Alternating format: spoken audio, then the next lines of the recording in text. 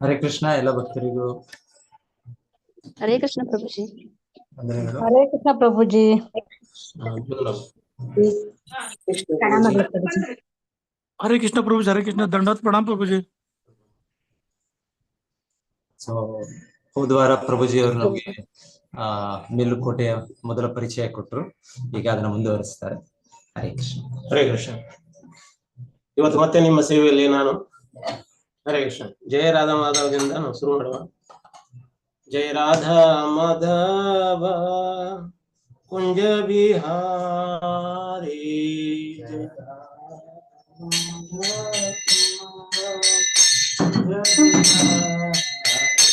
ಜಯ ರಾಧಾ ಮಾಧವ ಕುಂಜ ಬಿಹಾರಿ,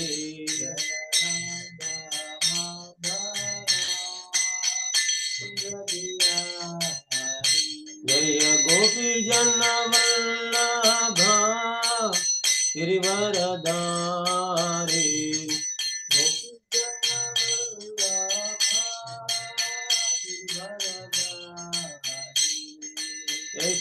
यशोदनंदन ब्रज जन रंजन,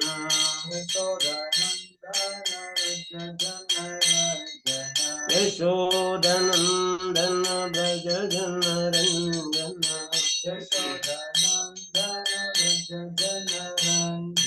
यशोदनंदन ब्रज जन रंजन,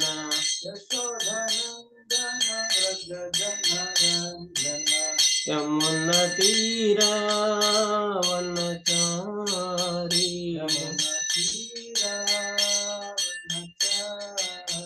यमुना तीरा वनचारी,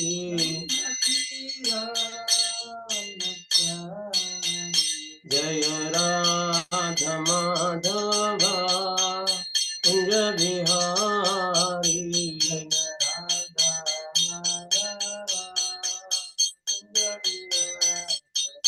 हरे कृष्ण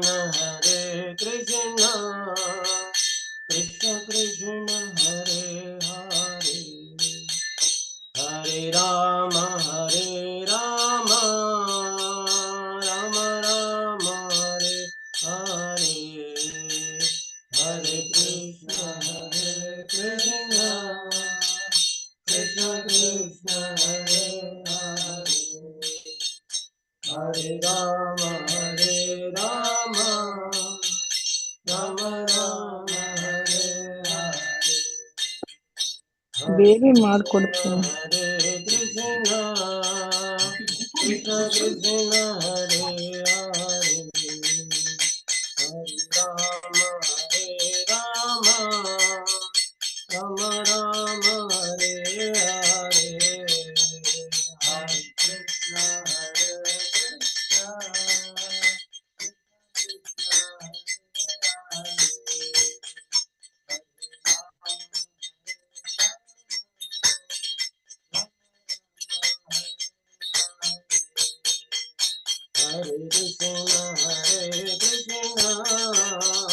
कृष्ण कृष्ण हरे हरे, हरे राम राम राम हरे हरे, हरे कृष्ण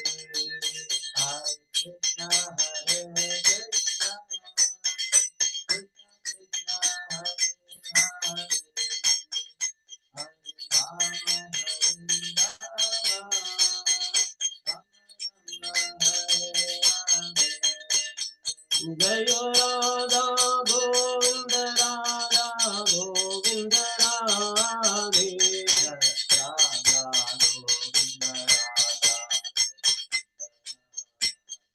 जय गौरनिताय गौरनिताय गौरनिताय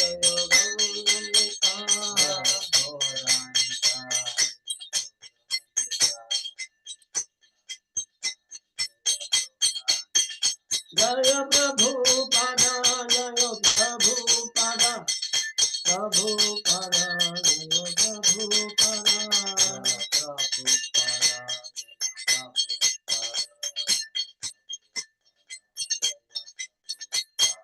जय जय गुरुदेव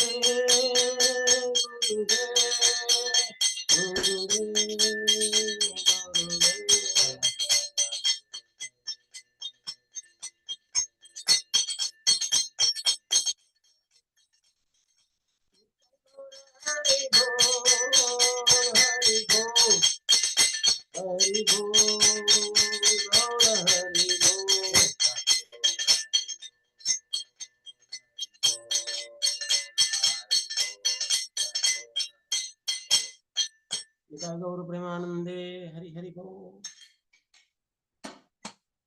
हरे कृष्ण। एक श्लोक लेंगे। हाँ, एक श्लोक तोड़ोಣ। ಅದು ಮೇಲುಕೋಟೆ ಬಗ್ಗೆನೇ ಇದೆ. ವೈಕುಂಠವರ್ಧನ ನಾಮ ಕ್ಷೇತ್ರಂ ತನ ಸತ್ಯಂ ಉಚ್ಯತೆ ಪ್ರಮಾಣತಶ್ಯ ವಿದ್ಯಾ ಪರತೋ ಯೋಜನದ್ವಯ. ಈ ಶ್ಲೋಕ ಹೀಗಿದೆ. ಯಾರು ವೈಕುಂಠ ಕ್ಷೇತ್ರದಲ್ಲಿ ದೂರದಿಂದ ಪರಿವೀಕ್ಷಣೆ ಮಾಡ್ತಾರೆ, 2 ಯೋಜನ ಅಂದ್ರೆ ಹೋದ ಕ್ಲಾಸ್ನಲ್ಲಿ ನಾವು ಹೇಳಿದ್ವಿ, 2 ಯೋಜನ ಅಂದ್ರೆ 26 ಕಿಲೋಮೀಟರ್. 26 ಕಿಲೋಮೀಟರ್ ಒಂದು ಸರೌಂಡಿಂಗ್ ಏರಿಯಾದಿಂದ ಯಾರ ದೃಷ್ಟಿಯಿಂದ ನೋಡ್ತಾರೆ ಅಥವಾ ಭಗವಾನನ ದೃಷ್ಟಿ ಆ ಏರಿಯಾದವರೆಗೆ ಬೀಳ್ತದ, ಅವ್ರ ಪಾಪ ನಷ್ಟ ಆಗಿ ಹೋಗ್ಬಿಡ್ತದಂತ. ನಾವು ಮಂಗಳಾರತಿ ಒಳಗ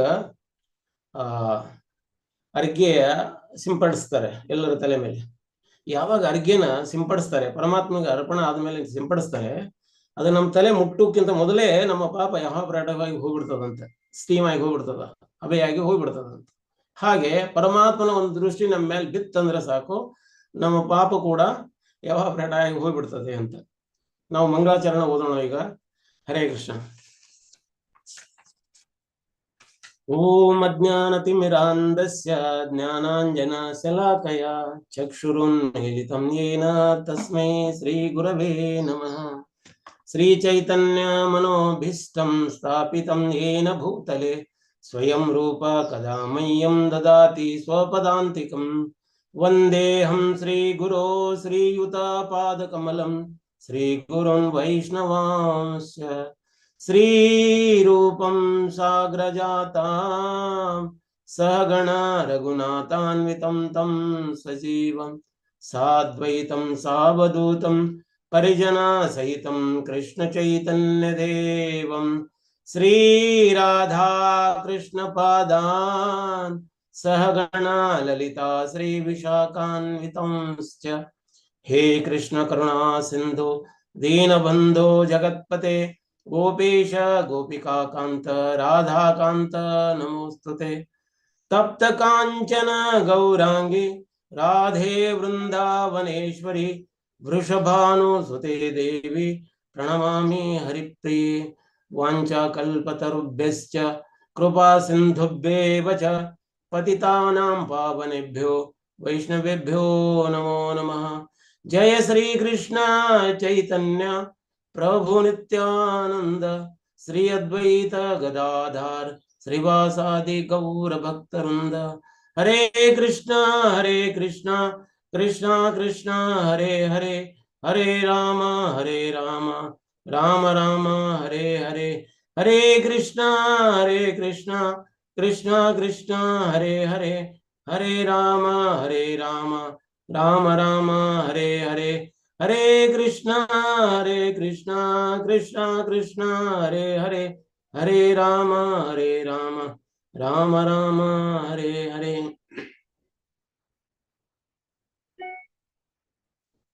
ಹರೇ ಕೃಷ್ಣ. ಯಾಕೆ ನಾವು ಮಂಗಳಾಚರಣ ಹೇಳ್ತೇವೆ ಅಂದ್ರೆ, ಮಂಗಳಾಚರಣ ಯಾಕೆ ಹೇಳ್ಬೇಕು ಅಂದ್ರೆ, ಈಗ ನೋಡಿ ನಮ್ಮನೆಗೆ ಯಾರೋ ಇನ್ನೊಬ್ಬರು ಭಕ್ತರು ಬರ್ತಾರಂತಂದ್ರೆ, ಅಥವಾ ನಮ್ಮ ಗುರು ಮಹಾರಾಜರು ಬರ್ತಾರಂದ್ರೆ, ಗುರು ಮಹಾರಾಜರು ಏನ್ ತಿಂತಾರೆ ಅಂತ ನಾವು ಯಾರನ್ನ ಕೇಳ್ಬೇಕು? ಗುರು ಮಹಾರಾಜರನ್ನೇ ಕೇಳ್ಬೇಕು. ಗುರು ಮಹಾರಾಜರು ಹೇಳ್ತಾರೆ ನನಗಿದು ಇದು ಇದು ಇಷ್ಟ ಅಂತ. ಹಂಗೆ ಪರಮಾತ್ಮನ ಬಗ್ಗೆ ನಾವು ಕೇಳ್ಬೇಕಂದ್ರೆ ಪರಮಾತ್ಮನ್ನೇ ಕೇಳ್ಬೇಕು. ಅವ್ರು ಹೇಳ್ತಾರೆ ಇದು ಇದು ನನಗಿಷ್ಟ ಅಂತ. ಹಂಗ ನಾವು ಮಂಗಳಾಚರಣ ಓದುದ್ರಿಂದ ಪರಮಾತ್ಮನಲ್ಲಿ ನಾವು ಪ್ರಾರ್ಥನೆ ಮಾಡ್ತಾ ಇದೀವಿ, ನಿಮ್ ಬಗ್ಗೆ ನಾವು ಕೇಳಲಿಕ್ಕೆ, ಶ್ರವಣ ಮಾಡ್ಲಿಕ್ಕೆ ಅಥವಾ ಮಾತಾಡ್ಲಿಕ್ಕೆ ಅಂತ. ಅದು ಅವರ ಪರ್ಮಿಷನ್ ತಗೊಂಡಾಗ ಗುರು ಪರಂಪರ ಥ್ರೂ ನಾವು ಭಗವಾನಲ್ಲಿ ಪ್ರಾರ್ಥನೆ ಮಾಡ್ತೇವೆ, ವಿನಂತಿ ಮಾಡ್ತೇವೆ. ಒಂದು ಶ್ಲೋಕ ಬರ್ತದ ಭಗವದ್ಗೀತೆಯಲ್ಲಿ, ಅದ್ವಶ್ಚಯತೆ ಚ ಯ ಇಮಂ ಧರ್ಮಂ ಸಂವಾದಂ ಆವಯೋ ಜ್ಞಾನಯೇಯ ಜ್ಞೇಯ ತೇನಾಹಂ ಇಷ್ಟ ಶಾಮಿತಿ ಮೇ ಇಮತಿ ಅಂತ. ಯಾರು ಭಗವಾನ್ ಹೇಳ್ತಾರೆ, ಯಾರು ನನ್ನ ಬಗ್ಗೆ ಸಂಭಾಷಣೆ ಮಾಡ್ತಾರೆ, ಅಧ್ಯಯನ ಮಾಡ್ತಾರೆ, ಅವರು ನನ್ನ ವೈಕುಂಠದ ದ್ವಾರ ಬಾಗಿಲಿಗೆ ಬಂದು ನಿಂತುಕೊಳ್ತಾರೆ. ಅದು ಅವ್ರು ನಮ್ಮ ವೈಕುಂಠದ ದ್ವಾರ ಬಾಗಿಲ ಓಪನ್ ಆಗಿರ್ತತಿ ಅಂತ ಅವ್ರಿಗಾಗಿ ಅಂತ ಭಗವಾನ್ ಸ್ವಯಂ ಭಗವದ್ಗೀತದಲ್ಲಿ ಇದನ್ನ ಪ್ರಸ್ತುತ ಮಾಡ್ತಾರೆ. ಹರೇ ಕೃಷ್ಣ. ಈಗ ನಾವು ಭಗವಾನನ್ನ ದರ್ಶನ ಮಾಡೋದಾದ್ರೆ ಹೆಂಗ್ ಮಾಡ್ಬೇಕು ಅಂತ ಯಾಕೆ ಇದನ್ನ ಹೇಳ್ಬೇಕಂದ್ರೆ, ಈಗ ನೋಡಿ, ನರಸಿಂಹಗಿರಿ ದೃಷ್ಟ್ವಾ ಅಂತ, ದೂರೇ ಗಚ್ಚತಿ ದುಷ್ಕೃತಾನ್ ನರಸಿಂಹಗಿರಿ ದೃಷ್ಟ್ವಾ. ಅದು ನಾವು ಈಗ ಮೇಲುಕೋಟೆ ಬಗ್ಗೆ ಹೇಳಿಕತ್ತಿದ್ವಿ. ಸಣ್ಣದೊಂದು ರೀಕ್ಯಾಪ್ ಮಾಡೋಣ. ಮೊದಲು ನರಸಿಂಹ ದೇವರ ಬಗ್ಗೆ ಹೇಳಿದ್ವಿ. ಆಮೇಲೆ ಪ್ರಹ್ಲಾದ ಮಹಾರಾಜರು ಅವ್ರ ತಂದೆ ವಧ ಆಯ್ತು, ಅದು ಅವ್ರ ಪಾಪ ಪ್ರಜ್ಞೆ ಕಾಣ್ಲಿಕ್ಕತ್ತು. ಅದ್ರ ಸಲುವಾಗಿ ನರಸಿಂಹ ದೇವರಲ್ಲೇ ಹೋಗಿ ಕೇಳಿದ್ರು. ಅವ್ರು ಹೇಳಿದ್ರು, ನೀನು ಭೂ ಪ್ರದಕ್ಷಿಣೆ ಮಾಡಿ ಬಾ, ನಿನಗ ಅದು ಶಾಂತಿ ಆಗ್ತತಿ ಅನ್ನುವಂಥದ್ದನ್ನ ಸ್ವಯಂ ನರಸಿಂಹದೇವರು ಹೇಳಿದ್ರು. ಉಗ್ರಂ ವೀರಂ ಮಹಾವಿಷ್ಣುಂ ಜ್ವಲಂತಂ ಸರ್ವತೋಮುಖಂ ನರಸಿಂಹಂ ಭೀಷಣಂ ಭದ್ರಂ ಮೃತ್ಯುಂ ನಮಾಮ್ಯಹಂ ಅಂತ. ನಾವು ಏನೇ ಬಿಡೋದಾದ್ರೂ ಸಹಿತ ಭಗವಾನಲ್ಲೇ ಬೇಡಬೇಕು. ಯಾಕಂದ್ರೆ ಈ ಭೌತಿಕ ಜಗತ್ತಿನಲ್ಲಿ ಬೇರೆದವ್ರ ಕಡೆ ಬೇಡಿದ್ರೆ ಅವರು ನಷ್ಟ ಆಗ್ತಾರೆ, ನಾವು ನಷ್ಟ ಆಗ್ತೇವೆ, ಅವರು ನಷ್ಟಪರ ಆಗ್ತಾರೆ. ಯಾರೋ ನಮಗೆ ಬೇಕಾಗಿರೋದನ್ನ ಕೊಡ್ಲಿಕ್ಕೆ ಆಗುದಿಲ್ಲ. ಭೌತಿಕ ವಸ್ತುಗಳನ್ನೇ ಕೊಡ್ಬೋದೇ ಹೊರತು ಆಧ್ಯಾತ್ಮಿಕವಾಗಿರುವಂತ ವಸ್ತುವನ್ನ ಅವರು ದಯಪಾಲಿಸ್ಲಿಕ್ಕೆ ಆಗುದಿಲ್ಲ, ಕೊಡ್ಲಿಕ್ಕೆ ಆಗುದಿಲ್ಲ. ಅದರ ಸಲುವಾಗಿ ನಾವು ಯಾರನ್ನ ಕೇಳ್ಬೇಕು? ಭಗವಾನನಲ್ಲೇ ಕೇಳಬೇಕು. ಪ್ರಹ್ಲಾದ ಮಹಾರಾಜರು ಉದಾಹರಣೆಯಾಗಿ ಅವರು ನಮ್ಗೆ ಕಾಣ್ತಾರೆ. ಯಾಕಂದ್ರೆ ಪ್ರಹ್ಲಾದ ಮಹಾರಾಜರಿಗೆ ಚಿಂತೆ ಆಯ್ತು, ನನ್ನ ತಂದೆನ ಕೊಂದು ಹಾಕಿರೋದು ನಾನೇ ಕೊಂದು ಹಾಕಿದಂಗ ಆಯ್ತು ಅನ್ನುವಂಥದ್ದೊಂದು ಪಾಪ ಪ್ರಜ್ಞೆ ಕಾಣ್ಲಿಕ್ಕಿತ್ತು. ಅದನ್ನ ಯಾರೆಲ್ಲಿ ವಿಚಾರ ಮಾಡಿದ್ರು? ಭಗವಾನ್ ನರಸಿಂಹದೇವರಲ್ಲೇ ವಿಚಾರ ಮಾಡಿದ್ರು. ಅದೇ ರೀತಿ ನಾವು ಕೂಡ ಈಗ ಮಗನಿಗೆ ಏನೋ ಕನ್ಫ್ಯೂಸ್ ಆಯ್ತಂದ್ರೆ ತಂದೆ ಹತ್ರ ಓಡೋಗ್ತಾನ, ಅಪ್ಪ ಇದು ಹೇಗೆ ಇದು ಅಂತ. ಅಪ್ಪ ಹೇಳ್ತಾರೆ, ಇದು ಹೀಗೆ ಹೀಗೆ ಹೀಗೆ ಅಂತ. ಎಷ್ಟೇ ಅಪ್ಪ ಸಿಟ್ಟಿದ್ರು ಕೂಡ ನಾವು ಅಪ್ಪನ ಹತ್ರನೇ ಹೋಗ್ಬೇಕಾಗ್ತದೆ ಅಂತ. ಹಾಗೆ ದೂರೇ ಗಚ್ಚತಿ ದುಷ್ಕೃತಾನ ಅಂದ್ರೆ ನಾವು ಯಾವಾಗ ಬೆಟ್ಟನ ಆ ಗಿರಿಯನ್ನ ನೋಡ್ತೇವಿ. ಹೋದ್ಸರಿ ಹೇಳ್ತಾ ಇದ್ವಿ ನಾವು, ಯದುಗಿರಿ, ಯದುಶೈಲ, ಯತಿಶೈಲ, ದಕ್ಷಿಣ ಬದ್ರಿಕಾಶ್ರಮ ಅಂತ ಹೇಳ್ತಾ ಇದ್ದಾರೆ. ಮತ್ತೆ ವೇದಗಿರಿ ಅಂತ ಕರೀತಾರ, ಜ್ಞಾನಗಿರಿ ಅಂತ ಹೇಳ್ತಾರೆ. ಹಿಂಗೆ ಅನೇಕ ಹೆಸರುಗಳಿಂದ ಕರೆಯಲ್ಪಡುವ ಈಗಿನ ಮೇಲುಕೋಟೆ, ಆ ಗಿರಿಯನ್ನ ನೋಡುವುದರಿಂದ ನಮ್ಮ ಪಾಪ ಪರಿಹಾರ ಆಗಿ ಹೋಗ್ತದ. ಯೋಗಾನಂದಂ ನರಸಿಂಹಾಖ್ಯಂ ದೈವತಂ ಪರಿ ಉಪಾಸ್ಮಹೇ ಅಂತ. ಯೋಗಾನಂದ ನರಸಿಂಹ ಏನು ಯೋಗದೊಳಗೆ ಕುತ್ಕೊಂಡಿದ್ದಾರೆ, ಅವ್ರು ಆನಂದಿತವಾಗಿ ಕುತ್ಕೊಂಡಿದ್ದಾರೆ. ನಾವು ಯೋಗಾಸನ ಏನಾದ್ರು ಮಾಡ್ಬೇಕಾದ್ರೆ ನಮ್ಗೆ ಒಂದೇ ಮನೆ ಚಡಪಡ ಆಗ್ತದೆ. ಒಂದೇ ನಾವು ಪದ್ಮಾಸನ ಹಾಕೊಂಡು ಕುತ್ಕೊಳ್ಲಿಕ್ಕೆ ಆಗುದಿಲ್ಲ. ನಮ್ಗೆ ಕುತ್ಕೊಂಡ್ರೆ ಸ್ವಲ್ಪ ಹೊತ್ತು ಕುಂದ್ರಲ್ಲೇ ಏನಾಗ್ತದೆ, ಕಾಲ್ ಬಿಡಿಸ್ಬೇಕಾಗ್ತದೆ. ಕಾಲ್ ಹಿಂಗ್ ಉದ್ದ ಚಾಚ್ತಾರೆ. ಭಕ್ತರು ಹೇಳ್ತಾರೆ, ಕಡೆ ಕಾಲ್ ಚಾಚ್ಬೇಡ, ಸುಮ್ಮನೆ ಬಿಡಿಸು ಕಾಲ ಅಂತ. ಕುಂದ್ರಲಿಕ್ಕೆ ಆಗುದಿಲ್ಲ. ಕುಂದ್ರಲಾರ್ದಕ್ಕೆ ನಾವೇನ್ ಮಾಡ್ತೇವೆ? ಕುರ್ಸಿ ಮೇಲೆ ಕುತ್ಕೊಳ್ತೇವೆ. ನಮಗೆ ಕಾಲ್ ಮಡಿಸ್ಲಿಕ್ಕೆ ಆಗುದಿಲ್ಲ. ಒಂದು ಆಸನದಲ್ಲಿ ಕುತ್ಕೊಳ್ಲಿಕ್ಕೆ ಆಗುದಿಲ್ಲ. ಪರಮಾತ್ಮ ಯೋಗ ನರಸಿಂಹ ಯೋಗಾಸನದೊಳಗೆ ಕುತ್ಕೊಂಡು ಆನಂದವಾಗಿ ಅದಾರಂತೆ. ನಾವ್ ಯಾವಾಗ ಆಸನ ಹಾಕೊಂಡು ಕುಂದಿರ್ತೀವಿ ನಾವು ಆನಂದವಾಗಿ ಇರುವುದಲ್ಲ. ನಾವ್ ಯಾವಾಗ ಆಸನ ಹಾಕೊಂಡು ಕುಂತಿರ್ತೀವಿ ಕಾಲು ನೋಯ್ತಿರ್ತದೆ. ನಮ್ಗೆ ನೋವಿನ ಬಗ್ಗೆನೇ ಸ್ಮರಣೆ ಇರ್ತದೆ. ಪರಮಾತ್ಮ ಹಾಗೆಲ್ಲ. ಪರಮಾತ್ಮ ಯಾವುದೇ ಯೋಗಾಸನ ಹಾಕೊಂಡು ಕುತ್ಕೊಳ್ಳಿ ಅವರು ಆನಂದವಾಗಿರ್ತಾರಂತೆ, ಆನಂದವಾಗಿರ್ತಾರೆ ಅವರು. ಅಂತವ್ರು ನಾವು ದರ್ಶನ ಮಾಡ್ಲಿಕ್ಕೆ ಹೋಗ್ಬೇಕಾದ್ರೆ, ದರ್ಶನ ಮಾಡೋದಾದ್ರೆ ಹೇಗೆ ಮಾಡ್ಬೇಕು ಅನ್ನೋದಕ್ಕ ನಿಮಗೆ ಇದು ಆಲ್ರೆಡಿ ಎಲ್ಲೋ ಕಥೆಗಳನ್ನ ಕೇಳಿರ್ಬೋದು. ಇಸ್ಕಾನಲ್ಲಿ ಏನೇನ್ ಇರ್ತದೆ ಪದೇ ಪದೇ ಪದೇ ಅದನ್ನೇ ಹೇಳ್ತಾ ಇರ್ತಾರೆ. ನಾವು ಈಗ ಮುಂಜಾನೆ ಮಂಗಳಾರತಿ ಮಾಡ್ಬೇಕಾದ್ರೆ ಪ್ರತಿದಿನ ಸಂಸಾರ ದಾವಾನೇ ಹೇಳ್ತೇವೆ ನಾವು. ನರಸಿಂಹ ಆರತಿನೇ ಹೇಳ್ತೇವೆ. ಅಂದ್ರೆ ಯಾಕೆ ಹೇಳ್ತೇವೆ? ಮೇಲಿನ ಮೇಲೆ ಹೇಳುವುದರಿಂದ ಅದು ನಮ್ಮ ತಲೆಯಲ್ಲಿ ಉಳಿತೈತೆ, ಸ್ಮರಣೆಯಲ್ಲಿ ಉಳಿತೈತಿ ಅನ್ನುವಂಥದ್ದು. ಆ ಸ್ಮರಣೆಯಲ್ಲಿ ಉಳಿತೈತಿ ಅಂತ. ಒಮ್ಮೆ ಅಕ್ಬರ್ಗೆ ಒಂದು ಪ್ರಶ್ನೆ ಬಂತು. ನಿಮ್ದೆಲ್ಲ ಹಿಂದೂ ಫಿಲಾಸಫಿಯಲ್ಲಿ, ಹಿಂದೂ ತತ್ವಜ್ಞಾನದಲ್ಲಿ ನೀವು ಭಗವಾನನ್ನ ದರ್ಶನ ಮಾಡೋದಾದ್ರೆ ಹೇಗೆ ಮಾಡಬೇಕು ಅಂತ ಒಂದು ಪ್ರಶ್ನೆ ಕೇಳಿದ್ರು. ಅಲ್ಲಿ ಕೂತಿರುವ ಎಲ್ಲ ಸಭಾ ಸದಸ್ಯರಿಗೂ ಕೇಳಿದ್ರು, ಆದ್ರೆ ಯಾರಿಗೂ ಉತ್ತರ ಕೊಡ್ಲಿಕ್ಕೆ ಆಗ್ಲಿಲ್ಲ. ಆಮೇಲೆ ಬೀರ್ಬಲ್ ಕೇಳ್ತಾರೆ, ಏನಪ್ಪಾ ಇದಕ್ಕೆ ನೀನೇನು ಉತ್ತರ ಕೊಡ್ತೀಯ? ಬೀರ್ಬಲ್ ಹೇಳಿದ, ನೋಡ್ರಿ ನನಗೆ ಒಂದಿನ ಟೈಮ್ ಕೊಡಿ ಅಂತ. ಆಯ್ತಪ್ಪ, ನೀನ್ ಟೈಮ್ ತಗೋ, ನಾಳೆ ಹೇಳು ಅಂತ. ಅವ್ರು ಬಂದ್ರು, ರಾತ್ರಿ ಮಲಗಿದ್ರು, ಮಲಗ್ಲಿಕ್ಕೆ ಆಗ್ತಾ ಇಲ್ಲ, ಬಾರಿ ನಿದ್ರೆ ಬರ್ತಾ ಇಲ್ಲ, ಚಡಪಡ ಆಗ್ತದೆ. ಅವರ ಬೀರ್ಬಲನ್ ಮಗಳಿದ್ಲು. ಆ ಮಗಳು ನೋಡಿದ್ಲು, ಅಪ್ಪ ಯಾಕೆ ಇನ್ನೂ ಮಲಗಲಿಲ್ಲವ, ಯಾಕೆ ನಿದ್ರೆ ಬರ್ಲಿಲ್ಲ? ಅದಕ್ಕೆ ಬೀರ್ಬಲ್ ಹೇಳ್ತಾನ, ಅಮ್ಮ ಇವತ್ತು ನಮ್ಮ ರಾಜ್ಯಸಭೆಯಲ್ಲಿ ಬೀರ್ಬಲ್ನ ಅಕ್ಬರ್ನೇ ಒಂದು ಪ್ರಶ್ನೆ ಕೇಳಿದ್ದಾರೆ. ಆ ಪ್ರಶ್ನೆಗೆ ಉತ್ತರ ಗೊತ್ತಾಗ್ತಾ ಇಲ್ಲ, ಏನ್ ಮಾಡೋದು? ಏನ್ ಪ್ರಶ್ನೆ ಅದು? ಹೀಗಿದೆ, ದೇವ್ರ ದರ್ಶನ ಮಾಡೋದಾದ್ರೆ ಹೇಗೆ ದರ್ಶನ ಮಾಡಬೇಕು ಅಂತ. ಓ ಇಷ್ಟ, ಸರಿ ನಾನು ಇದಕ್ಕೆ ಉತ್ತರ ಹೇಳ್ತೇನೆ ಅಂತ. ಯಾರ ಕಡೆಯಿಂದ ಹೇಳ್ತೇನೆ? ನಮ್ ಗುರುಗಳು ಇದ್ದಾರೆ, ಹರಿದಾಸರು ಅಂತ, ಯಮುನಾ ನದಿಯ ಆ ಭಾಗದಲ್ಲಿ ಇರ್ತಾರೆ. ಅವ್ರು ವನದಲ್ಲಿ ಇರ್ತಾರೆ. ನಡಿ ಇವಾಗ ಹೋಗೋಣ, ಈಗ ರಾತ್ರಿ ಹೋಗೋದ? ಹೌದು ಹೋಗೋಣ. ಮತ್ತೆ ಏನಂತೆ, ಅವರು ಒಂದು ಬೋಟ್ ಮಾಡಿಕೊಂಡು ರಾತ್ರೋರಾತ್ರಿ ಯಮುನಾನ ಕ್ರಾಸ್ ಮಾಡಿ ಆ ಕಡೆ ಹೋಗ್ತಾರೆ. ಲ್ಯಾಟ್ರಿನ್ ಅವಾಗಿನ ಇದನ್ನ ಲೈಟಿಗೆ ಹಿಡ್ಕೊಂಡು ಹೋಗ್ತಾರೆ ಅವ್ರು. ಅಲ್ಲಿ ಹೋದ್ರೆ ವನದಲ್ಲಿ ಒಂದು ಸಣ್ಣ ಕುಟೀರ, ಆ ಕುಟೀರದಲ್ಲಿ ಕೌಪಿನ ಹಾಕೊಂಡು ಕೂತಿದಾರೆ ಅವರು ಹರಿದಾಸರು. ಹರಿದಾಸರು ಅಂದ್ರೆ ನಮ್ಮ ಇಸ್ಕಾನ್ನಲ್ಲಿ ಬರುವಂತ ಆ ಹರಿದಾಸರಲ್ಲ, ಇವರು ಬೇರೆ ಹರಿದಾಸರು. ಇವ್ರ ಮಗಳು ಮತ್ತೆ ಬೀರ್ಬಲ್ ಹೋಗ್ತಾರೆ, ಅವ್ರಿಗೆ ನಮಸ್ಕಾರ ಮಾಡ್ತಾರೆ, ದಂಡವತ್ ಪ್ರಣಾಮ ಮಾಡ್ತಾರೆ, ಕೇಳ್ತಾರೆ ಏನಮ್ಮ ಏನ್ ಪ್ರಶ್ನೆ ನಿಂದು ಅಂತ. ಇಲ್ಲ ನನ್ನ ಪ್ರಶ್ನೆ ಅಲ್ಲ, ಅಪ್ಪನದ ಪ್ರಶ್ನೆ ಅಂತ. ಸರಿ ಹೇಳ್ರಿ ನಿಮ್ದು ಏನು ಪ್ರಶ್ನೆ ಅಂತ.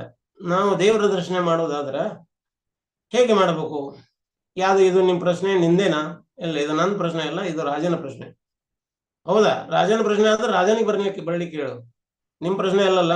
ಹೌದು, ನಮ್ ಪ್ರಶ್ನೆ ಅಲ್ಲ. ಅಲ್ಲ ನಮ್ಗೆ ಹೇಳಿ. ಇಲ್ಲ ಇಲ್ಲ, ಇದು ಯಾರ ಪ್ರಶ್ನೆ ಆಗಿರ್ತತಿ ಅವರೇ ಬರಬೇಕು, ಅವರೇ ಇದರ ಉತ್ತರ ಕಾಣಿಕೊಳ್ಬೇಕು ಅಂತ. ಸರಿ ಅಂತ ಹೇಳ್ಬಿಟ್ಟು ಅವ್ರು ನಮಸ್ಕಾರ ಮಾಡಿ ನಾಳೆ ಬರ್ತೀವಿ ನಾವು ಅಂತ ಹೇಳಿ ವಾಪಸ್ ಬರ್ತಾರೆ. ಆರಾಮ್ಕಿಲ್ಲ ನಿದ್ರೆ ಮಾಡ್ತಾನೆ ಬೀರ್ಬಲ್ಲ. ನಿದ್ರೆ ಮಾಡಿ ಬೆಳಗ್ಗೆ ಎತ್ಕೊಂಡು ಮತ್ತೆ ರಾಜ್ಯಸಭೆಗೆ ಹೋಗ್ತಾರೆ. ರಾಜನ ಸಭಾದಲ್ಲಿ ಒಡ್ಡೋಲದಲ್ಲಿ ಹೋಗಿ ನಮಸ್ಕಾರ ಮಾಡಿ ಕೂತ್ಕೊಳ್ತಾರೆ. ಅವ ರಾಜ ಹೇಳ್ತಾನೆ, ಏನಪ್ಪಾ ನಿನ್ನೆ ಒಂದು ಟೈಮ್ ತಗೊಂಡಿದ್ದೆ, ನೀನು ಉತ್ತರ ಏನಾಯ್ತು ನಿಂದು ಅಂತ. ಆ ಉತ್ತರ ನಿಮ್ಗೆ ಬೇಕಾಗಿದ್ರೆ ನೀವೇ ಬರ್ಬೇಕಾಗ್ತದೆ ಅಂತ. ಹೌದಾ? ಸರಿ, ಎಲ್ಲಿಗೆ ಹೋಗ್ಬೋದು?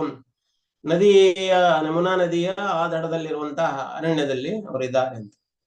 ರಾಜ ಹೋಗ್ತಾನಂದ್ರೆ ರಾಜನಿಗೆ ರಸ್ತೆ ಬೇಕಲ್ಲ ಅಲ್ಲಿ. ಅದಕ್ಕೆ ಮೊದಲನೇ ಆಳು ಕಾಳುಗಳನ್ನು ಕಳಿಸಿ ಆ ರಸ್ತೆ ಮಾಡಿಸ್ತಾರೆ. ಆ ವನದಲ್ಲಿ ಹೋಗುವವರಿಗೇನು ರಸ್ತೆ ರಾಜ ಹೋಗ್ಲಿಕ್ಕೆ. ರಾಜ ಹೋಗ್ತಾನಂದ್ರೆ ರಾಜನ ಪತ್ನಿಯರು ಬರ್ತಾರೆ. ರಾಜನ ಪತ್ನಿಯರ ಸಮೇತ ಮತ್ತೆ ಅವ್ರ ಮಂತ್ರಿಗಳು, ಸೇನಾಪತಿಗಳು, ಸೈನ್ಯ, ಅಂಗರಕ್ಷ ಪಡೆ ಅವೆಲ್ಲ ಬರ್ತದ. ಅವರೆಲ್ಲರಿಗೂ ಹೋಗ್ಲಿಕ್ಕೆ ರಸ್ತೆ ಬೇಕು. ಆ ರಸ್ತೆ ಮಾಡ್ತಾರೆ, ಹೋಗ್ತಾರೆ. ಹೋಗಿ ಇನ್ನೇನು ಆಶ್ರಮದ ಮುಂದ್ಗಡೆ ನಿಂತ್ಕೊಳ್ತಾರೆ. ಇವ ಹೋಗಿ ಅವರ ಧಾರ್ಮಿಕ ಸ್ಟೈಲ್ನೊಳಗೆ ಸಲ್ಯೂಟ್ ಹೊಡೆದು ಕೂತ್ಕೊಳ್ತಾರೆ. ಕೂತ್ಕೊಂಡಾಗ ಹೇಳ್ತಾರೆ, ಏನಪ್ಪ ನಿನ್ನ ಪ್ರಶ್ನೆ ಅಂತ. ದೇವರ ದರ್ಶನ ಹೇಗೆ ಮಾಡಬೇಕು ಅಂತ ಕೇಳಿದರೆ ಅವರು ಹರಿದಾಸರು ಹೇಳ್ತಾರೆ ಏನಂತ, ಹೀಗೆ ಮಾಡಬೇಕು ಅಂತ.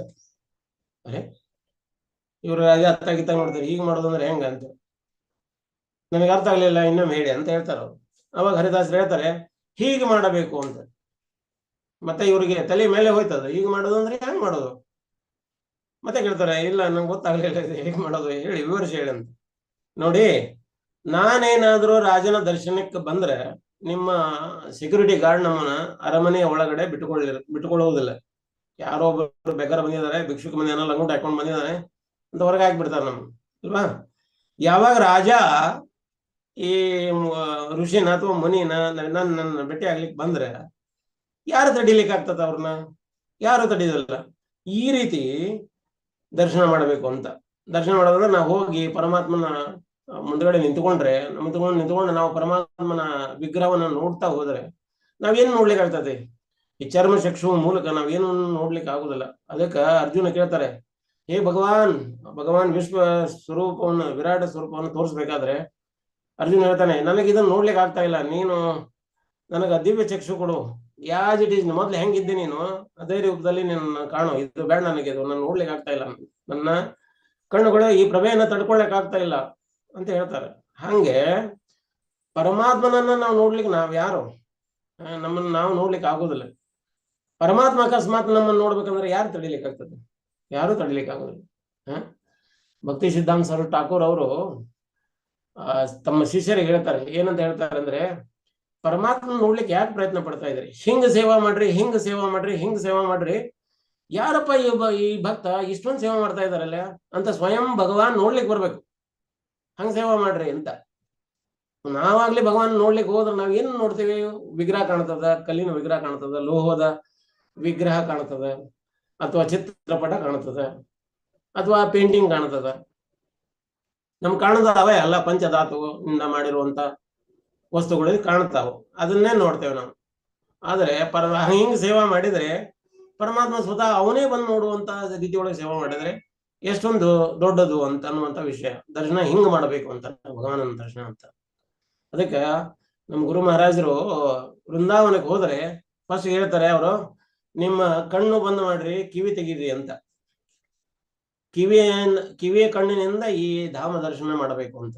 ಕಣ್ಣುಗಳನ್ನ ಮುಚ್ಚಿಕೊಳ್ರಿ ಇಲ್ಲಿ ಅಂತ. ನೀವು ಕಣ್ಣುಗಳಿಂದ ನೋಡುವಂಥದ್ದು ಏನಿಲ್ಲ ಇಲ್ಲಿ. ನಾವು ಕಣ್ಣುಗಳಿಂದ ನೋಡಿದ್ರೆ ಏನಾಗ್ತದೆ, ನಾವು ಈಗ ವೃಂದಾವನದಲ್ಲಿ ನೋಡಿದ್ರೆ ಅಲ್ಲಿನೂ ಹಂದಿಗಳು ಓಡಾಡ್ತಾವು, ಅಲ್ಲಿ ಮಂಗಗಳು ಉಂಟು, ಅಲ್ಲಿ ಗಿಡಗಳು ಉಂಟು, ಅಲ್ಲಿ ರಿಕ್ಷಾ ಹೊಲ ಉಂಟು. ನಮ್ಗೆ ಅಲ್ಲಿರುವಂತ ವೀಕ್ನೆಸ್ಗಳನ್ನೇ ನಾವು ನೋಡ್ಲಿಕ್ಕೆ ಪ್ರಯತ್ನ ಮಾಡ್ತೇವೆ. ಯಾಕಂದ್ರೆ ನಮ್ಮ ಕಣ್ಣುಗಳು ವೀಕ್ ಆಗಿರೋದ್ರಿಂದ ವೀಕನ್ನೇ ಗ್ರಹಿಸ್ತದ ಅಂತ, ಅದಕ್ಕಿಂತ ಹೆಚ್ಚಿಂದ ಏನೋ ನಾವು ಗ್ರಹಿಸ್ಲಿಕ್ಕೆ ಆಗುದಿಲ್ಲ ಅಂತ. ಅದಕ್ಕ ನಾವು ಮಾಡೋದಾದ್ರ, ಭಗವಾನ ನೋಡೋದಾದ್ರ ಅವರ ಶ್ರವಣದ ಮೂಲಕ ಅವರನ್ನು ನಾವು ನೋಡ್ಲಿಕ್ಕೆ ಆಗ್ತದೆ, ಇಲ್ಲಾಂದ್ರ ನೋಡ್ಲಿಕ್ಕೆ ಆಗುದಿಲ್ಲ. ಅದಕ್ಕ ನಮ್ಮ ಇಂದ್ರಿಯಗಳಲ್ಲಿ ಪವರ್ಫುಲ್ ಇಂದ್ರಿಯ ಯಾವ್ದಪ್ಪ ಅಂದ್ರ ಕಿವಿ ಅಂತ. ಒಬ್ಬೊಬ್ಬ ವ್ಯಕ್ತಿ ಮಲಗಿದಾಗ ಅವನನ್ನು ಎಬ್ಸುವುದು ಹೇಗೆ? ನಾವು ಕೂಗಿ ಎಬ್ಬಿಸ್ತೇವೆ. ಅವ ಮಲಗಿದಾಗ ಎಲ್ಲಾ ಇಂದ್ರಿಯಗಳು ಮಲ್ಕೊಂಡಿರ್ತಾವ, ಕಿವಿ ಮಾತ್ರ ಕೆಲಸ ಮಾಡ್ತಿರ್ತದೆ ಆ ಟೈಮ್ನಲ್ಲಿ, ಅದು ಕೇಳಿಸಿಕೊಳ್ತದಂತೆ. ಎಬ್ಬಿಸ್ಬೇಕಾದ್ರೆ ಎಬ್ಬಿಸ್ಬೇಕಾದ್ರೆ ಯಾರೋ ಪ್ರಭುಜಿ ಹರಿಬೋಲ್ ಪ್ರಭು ಉಟೋ ಎದ್ದೇಳ್ರಿ ಅಂತ ಅಂದ್ರೆ ಕೇಳಿಸ್ಕೊಳ್ತಾರ, ಹೇಳ್ತಾರೆ. ಹಂಗೆ ನಾವು ಕಿವಿಗಳ ಮೂಲಕ ಮಾತ್ರ ಭಗವಾನನ ಒಂದು ಆ ದರ್ಶನ ಮಾಡ್ಲಿಕ್ಕೆ ಆಗ್ತತಿ ಅಂತ. ಅಂದ್ರ ಅವರ ಶ್ರವಣ ಮಾಡೋದ್ರ ಮೂಲಕ, ಆ ಭಾಗವತಂ ಕ್ಲಾಸ್ ಕೇಳೋದ್ರ ಮೂಲಕ, ಭಗವದ್ಗೀತಾ ಕ್ಲಾಸ್ ಕೇಳೋದ್ರ ಮೂಲಕ, ಅಥವಾ ಭಕ್ತರ ಮೂಲಕ ನಾವು ಭಗವಾನನ ವಿಷಯಗಳನ್ನ ಕೇಳೋದ್ರ ಮೂಲಕ ಕ್ಲಾಸಸ್ ಅನ್ನ ಶ್ರವಣವನ್ನು ಮಾಡೋದ್ರಿಂದ ಭಗವಾನನನ್ನು ನಾವು ಕಾಣ್ಲಿಕ್ಕೆ ಆಗ್ತತಿ. ಇಲ್ಲಾಂದ್ರ ಅವರು ಒಬ್ಬ ಕುರುಡ 5 ಮಂದಿ ಕುರುಡರು ಭಗವಾನನ್ನ ಹುಡುಕ್ತಾ ಇದ್ದಾರೆ, ಅಥವಾ ಆನಿನ ಪರಿಚಯ ಮಾಡಬೇಕು. ಈಗ 5 ಮಂದಿ ಅಂಧರು, ಕಣ್ಣೇ ಇಲ್ಲ ಅವ್ರಿಗೆ. ಅವ್ರೇನ್ ಮಾಡ್ತಾರೆ, ಒಬ್ಬ ಹೋಗ್ತಾನೆ ಸೊಂಡಿ ಹಿಡ್ಕೊಳ್ತಾನೆ, ಆನೆ ಟ್ರಂಕ್ ಹಿಡ್ಕೊಳ್ತಾನೆ, ಸೊಂಡಿ ಹಿಡ್ಕೊಂಡಾಗ ಅವಂತ ಯೋಚನೆ ಮಾಡ್ತಾನೆ, ಇದು ಆನೆ ಸೊಂಡಿ, ಇದು ನಾಗರಾವ್ ಇದ್ದಂಗೆ ಐತಿ, ಹಾವು ಇದು ಭಗವಾನ್ ಅಂದ್ರ ಆನೆ ಅಂದ್ರ ನಾಗರಾವ್ ಇದ್ದಂಗೆ. ಒಬ್ಬ ಹೋಗ್ತಾನ ಅದ್ರದ್ದು ಪೂಜ್ ಹಿಡ್ಕೊಂಡ ಬಾಲ, ಆ ಬಾಲ ಹಿಡ್ಕೊಂಡು ಹಿಂಗೆ ನೋಡ್ತಾನ, ಆನೆ ಅಂದ್ರ ರಸಿ ಅಂದ್ರ ಹಗ್ಗ ಇದ್ದಂಗ. ಒಬ್ಬ ಹೋಗ್ತಾನ ಅದ್ರ ಕಿವಿ ಹಿಡ್ಕೊಂಡು ಹೇಳ್ತಾನ, ಆನೆ ಅಂದ್ರ ಮರ, ಕೇರುವ ಮರ. ನಾವು ಈಗ ಉಪಯೋಗ ಮಾಡ್ತೇವಲ್ಲ ದವಸ ಧಾನ್ಯಗಳನ್ನ ಸ್ವಚ್ಛ ಮಾಡಕ್ಕೆ ಉಪಯೋಗ ಮಾಡುವಂತ ಒಂದು ಪಾತ್ರೆ ಅಥವಾ ಒಂದು ವಸ್ತು ಪರಿಕರ, ಆ ರೀತಿ ಇದೆ ಅಂತ. ಒಬ್ಬ ಹೋಗ್ತಾನೆ ಅದರ ಕಾಲ್ ಹಿಡ್ಕೊಂಡ ಅದು ಕಂಬ, ಇದು ಆನೆ ಅನ್ನೋದು ಕಂಬ ಇದ್ದಂಗೆ ಐತಿ ಅಂತ. ಮತ್ತೊಬ್ಬ ಹೋಗ್ತಾನೆ ಅದ್ರ ಹೊಟ್ಟೆ ಹಿಡ್ಕೊಂಡು ನೋಡ್ತಾನೆ, ಅಯ್ಯೋ ಇದು ಗೋಡೆ ಇದ್ದಂಗೆ ಐತಿ ಅಂತ. ಹಾಗಾದ್ರೆ ಆನೆ ಕರೆಕ್ಟಾ? ಅವ್ರವ್ರು ಹೇಳಿದ್ದು ಆ ಸ್ವಲ್ಪ ಪ್ರಮಾಣಕ್ಕೆ ಮಾತ್ರ ಕರೆಕ್ಟ್ ಇರ್ಬೋದೇ, ಆದ್ರೆ ಪೂರವಾಗಿ ಯೋಚನೆ ಮಾಡಿದಾಗ ಆನೆ ಒಂದು ಏನು ಪರಿಕಲ್ಪನೆಗೆ ಬರಬೇಕು ಅದು ಬರುವುದೇ ಇಲ್ಲ ಅಂತ. ಹಂಗ ನಮ್ಮ ಇಂದ್ರಿಯಗಳು ದೂಷಿತವಾಗಿದಾವು. ಆ ದೂಷಿತ ಇಂದ್ರಿಯಗಳ ಮೂಲಕ ಭಗವಾನನನ್ನು ನೋಡ್ಲಿಕ್ಕೆ ಆಗುದಿಲ್ಲ. ಸರ್ಟನ್ ಲಿಮಿಟ್ ತಕ್ಕ ನಾವು ಅದನ್ನು ಗ್ರಹಿಸಬಹುದೇ ಹೊರತು ಅದನ್ನು ಮೀರಿ ಗ್ರಹಿಸ್ಲಿಕ್ಕೆ ಆಗುದಿಲ್ಲ ಅಂತ. ಅದಕ್ಕೆ ನಾವು ಕಿವಿಗಳ ಮೂಲಕ ನಾವು ಭಗವಾನನ ವರ್ಣನೆ, ಭಗವದ್ಧಾಮದ ವರ್ಣನೆಯನ್ನು ಮಾಡಬೇಕು ಅಂತ. ನಾವು ಹಿಂದಿನ ಕ್ಲಾಸ್ನಲ್ಲಿ ಭಗವಾನ್ ತಿರುನಾರಾಯಣರು ಮತ್ತೆ ಚೆಲುವ ನಾರಾಯಣರು ಮತ್ತೆ ಯೋಗಾನಂದ ನರಸಿಂಹರು ಹೇಗೆ ಬಂದರು ಅನ್ನೋದು ಆ ಕ್ಲಾಸಿನ ಬಗ್ಗೆ ನಾವು ವಿಚಾರ ಮಾಡ್ತಾ ಇದ್ವಿ, ಕ್ಲಾಸ್ ಮಾಡ್ತಾ ಇದ್ವಿ. ಹಾಗೆ ಇವತ್ತು ಮುಂದುವರಿದ ಭಾಗವಾಗಿ ತೀರ್ಥಗಳ ಬಗ್ಗೆ, ಈ ತೀರ್ಥಗಳ ಬಗ್ಗೆ ನಾವು ಕ್ಲಾಸಸ್ ಅನ್ನ ಮಾಡೋಣ. ಇವಾಗ ತೀರ್ಥಗಳು ಅಲ್ಲಿರುವಂತ 108 ತೀರ್ಥಗಳದಾವು. ಅದರಲ್ಲಿ ನಾವು 8 ತೀರ್ಥಗಳ ಬಗ್ಗೆ ಮಾತ್ರ ಇವತ್ತು ಮಾತಾಡ್ಲಿಕ್ಕೆ ಪ್ರಯತ್ನ ಪಡೋಣ. ಅಲ್ಲಿ 8 ಕ್ಷೇತ್ರಗಳದಾವು, 7 ತೀರ್ಥಗಳದಾವು. ಸದ್ಯ 7 ತೀರ್ಥಗಳ ಬಗ್ಗೆ 108 ತೀರ್ಥಗಳು ಉಂಟು.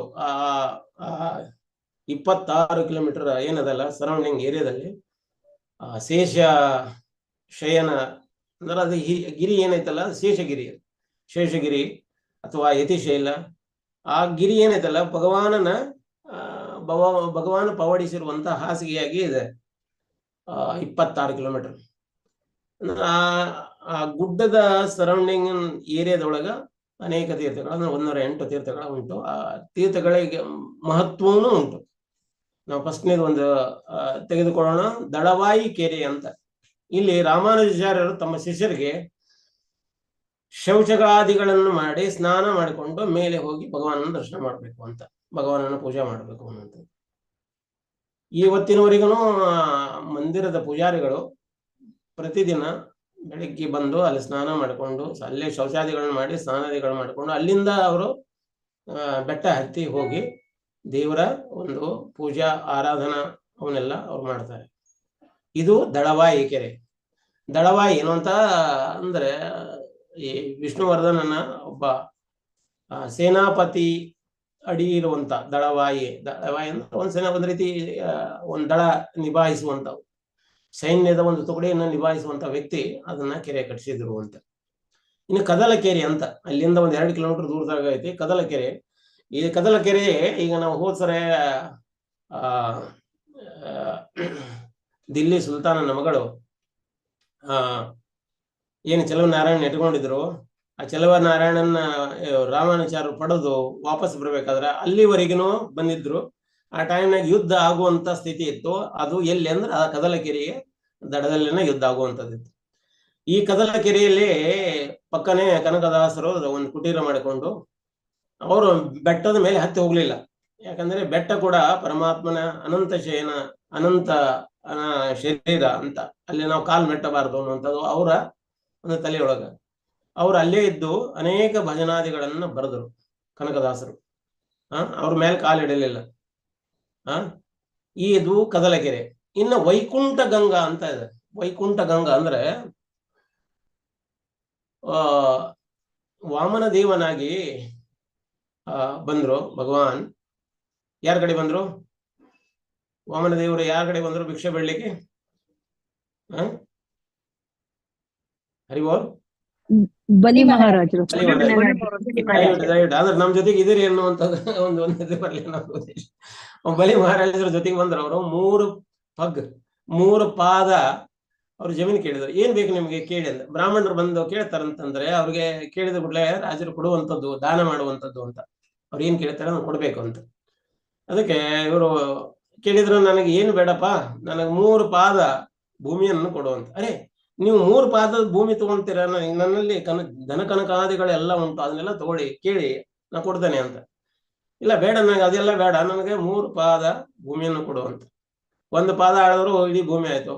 ಇನ್ನೊಂದು ಪಾದ ಆಳಿದ್ರು, ಇನ್ನೊಂದು ಪಾದಕ್ಕೆ ಅವ್ರೇನೈತಿ ವೈಕುಂಠ ತನಕ ಅದೇನು ವಿರಜಾ ನದಿ ಹರಿತದೆ, ಭಗವದ್ಧಾಮನ ಸಪರೇಟ್ ಮಾಡ್ತದೆ, ಮತ್ತೆ ಭೌತಿಕ ಬ್ರಹ್ಮಾಂಡವನ್ನ ಸಪರೇಟ್ ಮಾಡುವಂತ ನದಿ ವಿರಜಾ ನದಿ.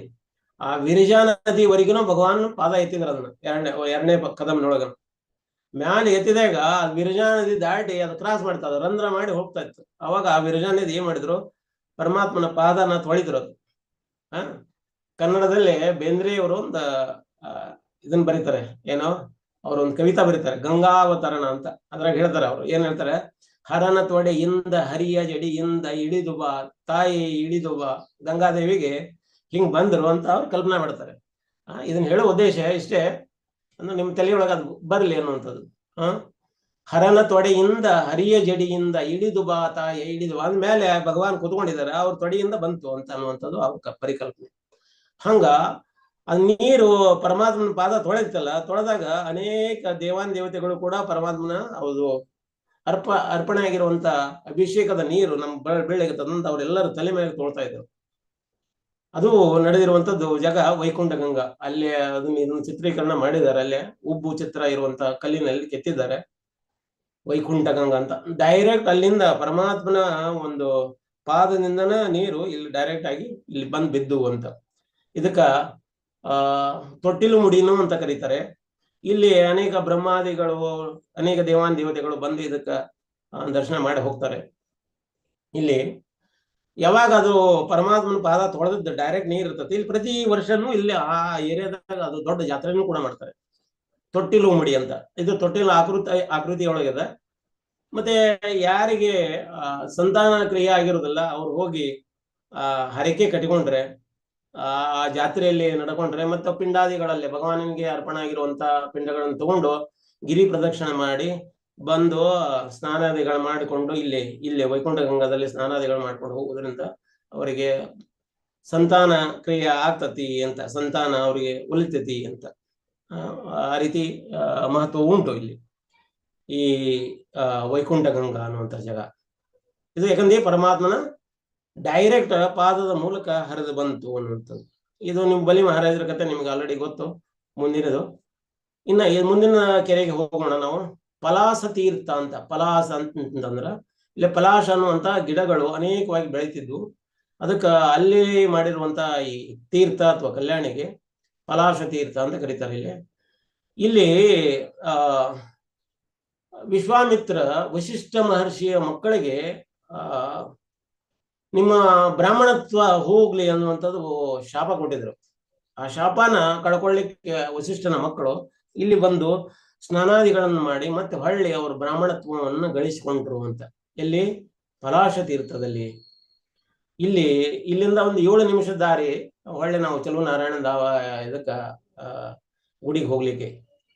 ಇನ್ನ ಪದ್ಮತೀರ್ಥ ಅಂತ. ಪದ್ಮತೀರ್ಥ ಅಂದ್ರೆ ಪದ್ಮ ಅಂದ್ರೆ ಕಮಲ ತೀರ್ಥ. ಅದ್ರಲ್ಲಿ ಅನೇಕ ಕಮಲಾದಿಗಳು ಹೂವುಗಳು ಬೆಳೀತಾ ಇದ್ವು. ಇಲ್ಲಿ ಕುಮಾರರು ಏನ್ ಬಂದಿದ್ರು, ಈ ಕುಮಾರರು ಈ ಪದ್ಮತೀರ್ಥದಲ್ಲಿರುವಂತ ಹೂಗಳನ್ನು ತೆಗೆದುಕೊಂಡು ಪರಮಾತ್ಮನ ಆರಾಧನೆ ಮಾಡಿದರು. ತಿರುನಾರಾಯಣನ ಆರಾಧನೆ ಮಾಡಿದ್ರು ಅಂತ. ಈ ಪದ್ಮ ಪದ್ಮದ ಹೂವಿನೊಳಗ ಬೀಜಗಳಿರ್ತಾವ. ಆ ಬೀಜಗಳ ಮಣಿಗಳ ಮೂಲಕ ಮಾಡಿರುವಂತ ಕಂಠಿ ಹಾರನ ಯಾರಾದ್ರೂ ಹಾಕೊಂಡಿದ್ರೆ, ದರ್ಶನ ಮಾಡಿದ್ರೆ ಅವರಿಗೆ ಮೋಕ್ಷ ಪ್ರಾಪ್ತಿ ಆಗ್ತತಿ ಅನ್ನೋದು. ಮತ್ತೆ ಯಾರು ಶರೀರ ಬಿಡ್ತಾರ ಇದನ್ನ ಕಂಠಿ ಹಾರ ಹಾಕೊಂಡು, ಅಂತವರಿಗಾಗಿ ವೈಕುಂಠದಲ್ಲಿ ಅದೇ ಪದ್ಮ ಪೂಲಿನಿಂದ ಅಂದ್ರೆ ಹೂಗಳಿಂದ ಮಾಡಿರುವಂತಹ ಹಾರವನ್ನ ಹಿಡ್ಕೊಂಡು ಅವರನ್ನ ಸ್ವಾಗತ ಮಾಡ್ಲಿಕ್ಕೆ ದ್ವಾರದಲ್ಲಿ ಕಾಯ್ತಾ ಇರ್ತಾರಂತೆ. ಆ ಜೀವಿಯನ್ನು ಅವರು ಸ್ವಾಗತ ಮಾಡ್ಕೊಳ್ಳಿಕ್ಕೆ ಕಾಯ್ತಾ ಇರ್ತಾರೆ ಈ ಪದ್ಮತೀರ್ಥದಲ್ಲಿ. ಮತ್ತೆ ಇವರು ಇಲ್ಲಿ ದತ್ತಾತ್ರೇಯ ಮುನಿಗಳು ಬಂದಿದ್ರು. ಅವರು ಕೂಡ ಇಲ್ಲಿ ಸಿಕ್ಕುವಂತ ಹೂಗಳನ್ನ ತೆಗೆದುಕೊಂಡು ತಿರುನಾರಾಯಣನ ಮತ್ತು ನರಸಿಂಹದೇವರ ಆರಾಧನೆ ಮಾಡಿದ್ರು ಅಂತ. ಇನ್ನ 6ನೇದಾಗಿ ದರ್ಭತೀರ್ಥ ಅಂತ. ದರ್ಭ ಅಂದ್ರೆ ಹುಲ್ಲು ಅಂತ ಹೇಳ್ತೇವೆ. ದರ್ಭ ಅಂದ್ರೆ ಈ ದರ್ಬೆಗ್ರಾಸು ಏನು ಕರಿಕೆ ಹುಲ್ಲು ಅಂತ ಕರಿಬಹುದು. ದರ್ಭ ಅಂದ್ರೆ ಮತ್ತೆ ಬೇರೆ ನಾರ್ಮಲ್ ಆಗಿ ಹುಲ್ಲು ಅಂತಾನೆ ಆಗ್ತದೆ. ಈ ಹುಲ್ಲು ತೀರ್ಥದ ಆಸ್ಪಾಸ್ ಬೆಳೆಯುವಂತ ಹುಲ್ಲು. ಇದನ್ನ ಹಿಡ್ಕೊಂಡು ಯಾರು ನಮ್ಮ ಶರೀರವನ್ನ ತ್ಯಾಗ ಮಾಡ್ತಾರೆ, ಆ ಶರೀರ ತ್ಯಾಗ ಮಾಡಿದರೆ ಅವರಿಗೆ ವೈಕುಂಠ ಪ್ರಾಪ್ತಿ ಆಗ್ತದೆ ಅಂತ. ಅಂದ್ರೆ ಸಾಯು ಮಂಡ ಆ ದರ್ಭೆಯನ್ನ ನಾವು ಹಿಡ್ಕೊಂಡು ಸತ್ತು ಹೋದ್ರೆ ಅಂತ. ಇಲ್ಲಿ ಶಾಂಡಿಲ್ಯ ಮಹರ್ಷಿಗಳು ಪಂಚರಾತ್ರ ಪ್ರವಚನ ಮಾಡಿದರು. ಶಾಂಡಿಲ್ಯ ಮಹರ್ಷಿಗಳು ಈ ದರ್ಭತೀರ್ಥದ ದಡದಲ್ಲಿ. ಇನ್ನು ಯಾದವ ತೀರ್ಥ ಅಂತ 7ನೇದು ಯಾದವ ತೀರ್ಥ. ಇಲ್ಲಿ ಯದುಕುಲದವರು ಬಂದು ಸ್ನಾನಾದಿಗಳನ್ನು ಮಾಡಿ ಸೇವೆ ಮಾಡುವ ಹೋಗ್ತಾ ಇದ್ರು. ಆದ್ರಿಂದ ಇದಕ್ಕ ಯಾದವ ತೀರ್ಥ ಅಂತ ಕರೀತಾರ. ಇಲ್ಲಿ ಇನ್ನೊಂದು ಯಾದವ ನದಿ ಕೂಡ ಹರಿತತಿ. ಇಲ್ಲಿಂದ ಹುಟ್ಟತದು, ಹುಟ್ಟಿ ಹರಿದು ಹೋಗ್ತತಿ. ಅದಕ್ಕ ಯಾದವ ನದಿ ಅಂತ ಕರೀತಾರ. ಇಲ್ಲಿ ಯಾರು ಬಂದು ಸ್ನಾನಾದಿಗಳನ್ನು ಮಾಡ್ತಾರೆ ಅವರು ಮುಕ್ತಿಯನ್ನು ಹೊಂದುತ್ತಾರೆ ಅಂತ. ಇದಕ್ಕ ಅಲ್ಲಿನ ಜನರು ಇದಕ್ಕ ಕಡೆ ತೀರ್ಥ ಅಂತ ಕರೀತಾರೆ. ಲಾಸ್ಟ್ ಇದೆ ಅನ್ನೋ ಸಲುವಾಗಿ ಅವರಿಗೆ ಕಡೆ ತೀರ್ಥ ಅಂತ ಕರೀತಾರೆ. ಇನ್ನ ಪರಾಶರ ತೀರ್ಥ ಅಂತ ಒಂದೊಂದಾಗಿ ಹೇಳ್ತಾ ಇದ್ವಿ. ಇದೊಂದು ಸ್ವಲ್ಪ ಗ್ರಹಿಸ್ಲಿಕ್ಕೆ ಪ್ರಯತ್ನ ಮಾಡಿ. ಯಾಕಂದ್ರೆ ಈ ತೀರ್ಥದ ಬಗ್ಗೆ ನಾವು ತೀರ್ಥಂತಿ ಕುರ್ವಾಣಿ ಅಂದ್ರೆ ಯಾರು ಈ ತೀರ್ಥನ ಇದು ಮಾಡ್ತಾರೆ, ಈ ತೀರದಿಂದ ಆ ತೀರಕ್ಕ ಪರಮಾತ್ಮ ಕರ್ಕೊಂಡು ಹೋಗ್ತಾರೆ ಅನ್ನುವಂಥದ್ದು. ಅವರು ಯಾರು ದೋಣಿ ನಡೆಸೋರು ಇರ್ತಾರಲ್ಲ, ಅಂಬಿಗ, ರಾಮಾಯಣದಲ್ಲಿ ಬರ್ತದೆ ಸ್ಟೋರಿ. ಅಂಬಿಗ ಅಲ್ಲೇ ನದಿ ದಾಟಬೇಕಾಗಿರ್ತೈತಿ. ದಾಟಬೇಕಾದ್ರ ಅವರು ಬೋಟ್ ಮ್ಯಾನ್ ಏನ್ ಇರ್ತಾರಲ್ಲ, ಪರಮಾತ್ಮನ ಯಾರು ನೀವು ಅಂತ ಕೇಳ್ತಾರೆ. ಲಕ್ಷ್ಮಣರು ಹೇಳ್ತಾರೆ, ಇವರು ದಶರಥನ ಕುಮಾರ ರಾಮಚಂದ್ರ ಅಂತ. ಓ ಇವ್ರಿಗಾದ್ರೆ ನಾನು ನನ್ನ ಬೋಟ್ನಲ್ಲಿ ಅಲೌಡೇ ಮಾಡೋದಿಲ್ಲ ಅಂತ. ಯಾಕೆ? ಇಲ್ಲ, ಅವ್ರು ಕಾಲು ತೊಳೆದ ಬರ್ಬೇಕಾಗ್ತದೆ. ಹೌದಾ? ಕಾಲು ತೊಳಿತೀವಿ ನಾವು, ಬೇಕಾದ್ರೆ ನೀರಿನಲ್ಲಿ ಕಾಲು ತೊಳಿತೇವೆ. ಇಲ್ಲ, ಅವ್ರು ತೊಳೆದ್ರೆ ನಮಗೆ ಇದಿಲ್ಲ, ವಿಶ್ವಾಸ ಇಲ್ಲ. ಮತ್ತೆ ಇವನಿಗೆ ಏನು ಲಕ್ಷ್ಮಣನಿಗೆ ಬಹಳ ಸಿಟ್ಟು ಬರ್ತೈತಿ. ಅವ್ನು ಹೊಡಿಲಿಕ್ಕೆ ಪ್ರಯತ್ನ ಪಡ್ತಾ ಇರ್ತಾರೆ. ರಾಮ ಹೇಳ್ತಾನೆ, ಇಲ್ಲಿ ತಗೊಂಡು ಹಾಗೆಲ್ಲ ಏನಪ್ಪ ಕಾಲು ತೊಳೆಯೋದ್ರಿಂದ ಏನ್ ಪ್ರಾಬ್ಲಮ್? ಇಲ್ಲ, ನೀವು ತೊಳೆದ್ರಿಂದ ನಮಗೇನು ಪ್ರಾಬ್ಲಮ್ ಇಲ್ಲ, ಆದ್ರೆ ನನಗದು ತೃಪ್ತಿ ಇಲ್ಲ. ನಿಮ್ಮ ಪಾದ ಒಂದು ಕಲ್ಲಿಗೆ ಸ್ಪರ್ಶ ಆಗಿದ್ರಿಂದ ಆ ಕಲ್ಲಿನ ಸ್ಪರ್ಶದಿಂದ ಅವಳು ಏನ ಕನ್ಯೆಯಾಗಿ ಅಥವಾ ಮಾತೆಯಾಗಿ ಹೊರಗೆ ಬರ್ತಾಳ. ಅವಳನ್ನ ಹೊಳ್ಳಿ ಕಲ್ಲಿದ್ದವಳು ಇದಾಗಿ ಹೋಗ್ಬಿಡ್ತಾಳೆ. ಈಗ ಆಲ್ರೆಡಿ ಈಗ ನನ್ನ ಬೋಟಿನೊಳಗೆ ಅಥವಾ ನನ್ನ ದೋಣಿಯೊಳಗೆ ನೀವು ಕಾಲು ಇಟ್ರಿ ಅಥವಾ ಪಾದ ಸ್ಪರ್ಶ ಮಾಡಿದ್ರಿ, ಅವಳು ಇನ್ನೊಂದು ಕನ್ಯೆ ಆಗ್ತಾಳ. ಆ ಕನ್ಯೆನ ಈಗ ಆಲ್ರೆಡಿ ಮನೆಯೊಳಗೆ ಒಬ್ಬಳು ಹೇಳ್ತಿ ಇದ್ದಾಳೆ, ಇನ್ನೊಬ್ಬಳನ್ನ ತಗೊಂಡು ಅವಳನ್ನ ಹೆಂಗ್ ಜೋಪಾನ ಮಾಡೋದು? ಅದಕ್ಕೆ ನಂಗೆ ಆಗುದಿಲ್ಲ, ನೀವು ಪಾದ ತೊಳೆದ್ರೆ ನನಗೆ ಇದು ಇಲ್ಲ ಅಂತ. ಹಾಗಾದ್ರೆ ಏನ್ ಮಾಡ್ಬೇಕು? ನಾ ತೊಳಿಬೇಕು ಅಂತ. ಅದಕ್ಕೆ ಪರಮಾತ್ಮನ ಪಾದ ಅವತ್ತು ತೊಳಿಲಿಕ್ಕತ್ತಾರ. ಪಾದ ಇಷ್ಟೊಂದು ಸ್ವಚ್ಛವಾಗಿ ತೊಳಿತಾರೆ ಅವರು. ಯಾಕೆ ತೊಳಿತಾರಂದ್ರೆ ವೈಕುಂಠದಲ್ಲಿ ಹಿಂದಿನ ಜನ್ಮದಲ್ಲಿ ಆ ಅಂಬಿಗ ಏನಾಗಿರ್ತಾರೆ ಅಂದ್ರೆ ಕೂರ್ಮ ಆಗಿರ್ತಾರೆ. ಕೂರ್ಮ ಅಂದ್ರೆ ಕೂರ್ಮ ಅಂದ್ರೆ ಅರ್ಥ ಆಗ್ತದಲ್ಲ ನಿಮ್ಗೆ? ಆಮೆ ಆಮೆ ಆಮೆ ಆಮೆ ಆಮೆ ಆಮೆ ಆಗಿರ್ತಾರೆ ಅವರು. ನದಿಯಲ್ಲಿ ಅದು ಸಾರಿ ಇದು ಕಡಲಲ್ಲಿ ಪರಮಾತ್ಮ ಮಲಗಿರ್ತಾರಲ್ಲ, ಶೇಷಶಯನಾಗಿ ಮಲಗಿರ್ತಾರೆ. ಲಕ್ಷ್ಮೀ ದೇವಿ ಅವರ ಪಾದ ಒತ್ತಾ ಇರ್ಬೇಕಾದ್ರೆ ಇದು ಆಮೆ ಅದು ಕೂಡ ಸೇವೆ ಮಾಡ್ಬೇಕಂತ ಪರಮಾತ್ಮನ ಪಾದ ಟಚ್ ಮಾಡ್ಲಿಕ್ಕೆ ಬರ್ತೈತಿ. ಲಕ್ಷ್ಮೀ ದೇವಿ ನೋಡ್ತಾಳೆ, ನೋಡಿ ಅವ್ರ ನತಿ ಹಿಂಗ್ ಮಾಡಿ ಒತ್ತಿ ಬಿಡ್ತಾರೆ. ಅದು ಅನೇಕ ಜನ್ಮವರೆಗೆ ಹೋಗಿ ಬಿದ್ದು ಬಿಡ್ತದೆ, ದೂರ ಹೋಗಿ ಬಿಡ್ತದೆ. ಪರಮಾತ್ಮ ಅದನ್ನ ನೆನಪಿಟ್ಕೊಂಡಿರ್ತಾರೆ ಅವರು. ಇವರಿಗೆ ಸೇವೆ ಮಾಡ್ಲಿಕ್ಕೆ ಬಂದಿದ್ರು ಅಂತ. ಅದ್ರ ಸಲುವಾಗಿ ಈ ರಾಮನ ಅವತಾರದಲ್ಲಿ ಅವರಿಗೆ ಸೇವೆ ಕೊಡೋ ಸಲುವಾಗಿ ಪರಮಾತ್ಮನ ಪಾದ ತೊಳಿಲಿಕ್ಕೆ ಬಿಡ್ತಾರೆ. ಅವರು ತಮ್ಮ ಪಾದಗಳನ್ನು ತೊಳಿಲಿಕ್ಕೆ ಬಿಡ್ತಾರೆ. ಅವಾಗ ತೊಳಿತಾರೆ, ಸ್ವಚ್ಛವಾಗಿ ತೊಳಿತಾರೆ. ಆಮೇಲೆ ಅವ್ರನ್ನ ಅವರ ಒಂದು ಯಥೋಚಿತವಾಗಿ ಅವ್ರನ್ನ ಸತ್ಕಾರ ಮಾಡಿ ತಮ್ಮ ದೋಣಿಯಲ್ಲಿ ಕುಂದ್ರಿಸ್ತಾರೆ. ದೋಣಿಯಲ್ಲಿ ಕುಂದ್ರಿಸಿ ದೋಣಿ ಅಂದ್ರೆ ನದಿಯನ್ನು ದಾಟಿಸಿ ಆ ಕಡೆ ಹೋಗ್ಬೇಕಾದ್ರೆ ಲಕ್ಷ್ಮಣಗ ಹೇಳ್ತಾನೆ, ಇದು ನನ್ನ ಉಂಗ್ರನ ಅವನಿಗೆ ಕೊಡಪ್ಪ ಅಂತ. ಯಾರಿಗೆ? ದೋಣಿ ಅಂಬಿಗ ಹಿಂಗ ಕೊಡ್ಲಿಕ್ಕೆ ಅಂದ್ರೆ ಯಾದಕ್ಕೆ ಇದು ಅಂತ. ಇಲ್ಲ, ನೀವು ಅಲ್ಲಿಂದ ಇಲ್ಲಿ ಕರ್ಕೊಂಡ್ ಬಂದಿದ್ರಲ್ಲ, ಅದ್ರ ಸಲುವಾಗಿ ನಾವು ಇದನ್ನ ಕೊಡ್ಬೇಕಾಗ್ತದೆ. ಇಲ್ಲ, ಒಬ್ಬ ಅಂಬಿಗ ಇನ್ನೊಬ್ಬ ಅಂಬಿಗನ ಕಡೆಯಿಂದ ನಾನು ಇದನ್ನ ದುಡ್ಡನ್ನು ತಗೊಳ್ಳೋದಿಲ್ಲ. ಈಗ ನಿಮ್ಗೆ ಗೊತ್ತಿರ್ಬೋದು, ಒಬ್ಬ ಕ್ಷೌರಿಕ ಹಜಾಮತಿ ಮಾಡೋರು ಇರ್ತಾರಲ್ಲ, ಅವ್ರ ಕಡೆಗೆ ಅವನು ಹಜಾಮತಿ ಮಾಡೋ ವ್ಯಕ್ತಿ ಆಗಿದ್ರೆ ಅವನ ಕಡೆಗೆ ಹೋದ್ರೆ ಅವನ ಕಡೆಗೆ ಹೇರ್ ಕಟಿಂಗ್ ಮಾಡಿಸ್ಕೊಂಡ್ರೆ ಅವ್ನು ದುಡ್ಡು ತಗೊಳ್ಳೋದಿಲ್ಲ. ಯಾಕಂದ್ರೆ ಒಂದೇ ಜಾತಿಯವರು. ಇನ್ನೊಮ್ಮೆ ಇವರು ಹೋಗಿ ಅವ್ರ ಕಡೆಗೆ ಕಟಿಂಗ್ ಮಾಡಿಸ್ಕೋಬಹುದು ಅಂತ. ಈಗ ಒಬ್ಬ ಇನ್ನೊಬ್ಬ ಡ್ರೈವರ್ ಇದ್ನಂದ್ರೆ ಆ ಡ್ರೈವರ್ಗೆ ಅವ್ರು ದುಡ್ಡು ತಗೊಳ್ಳೋದಿಲ್ಲ ಅವರು. ಯಾಕಂದ್ರೆ ಇವ್ರು ನಮ್ ಜಾತಿ ಏನು ಅಂತದ್ದು ಅಂದ್ರೆ ಅದನ್ನ ಫ್ರೀ ಆಗಿ ಬಿಡ್ತಾರೆ. ಹಂಗ ಇಲ್ಲಿ ಅಂಬಿಗ ಹೇಳ್ತಾನೆ, ನೀನು ಒಬ್ಬ ಅಂಬಿಗ, ನಾನು ಒಬ್ಬ ಅಂಬಿಗ. ನಾನು ಈ ನದಿಯನ್ನು ದಾಟಿಸ್ತೇನೆ, ನೀನು ಭವಸಾಗರನ್ನು ದಾಟಿಸ್ತೀನಿ.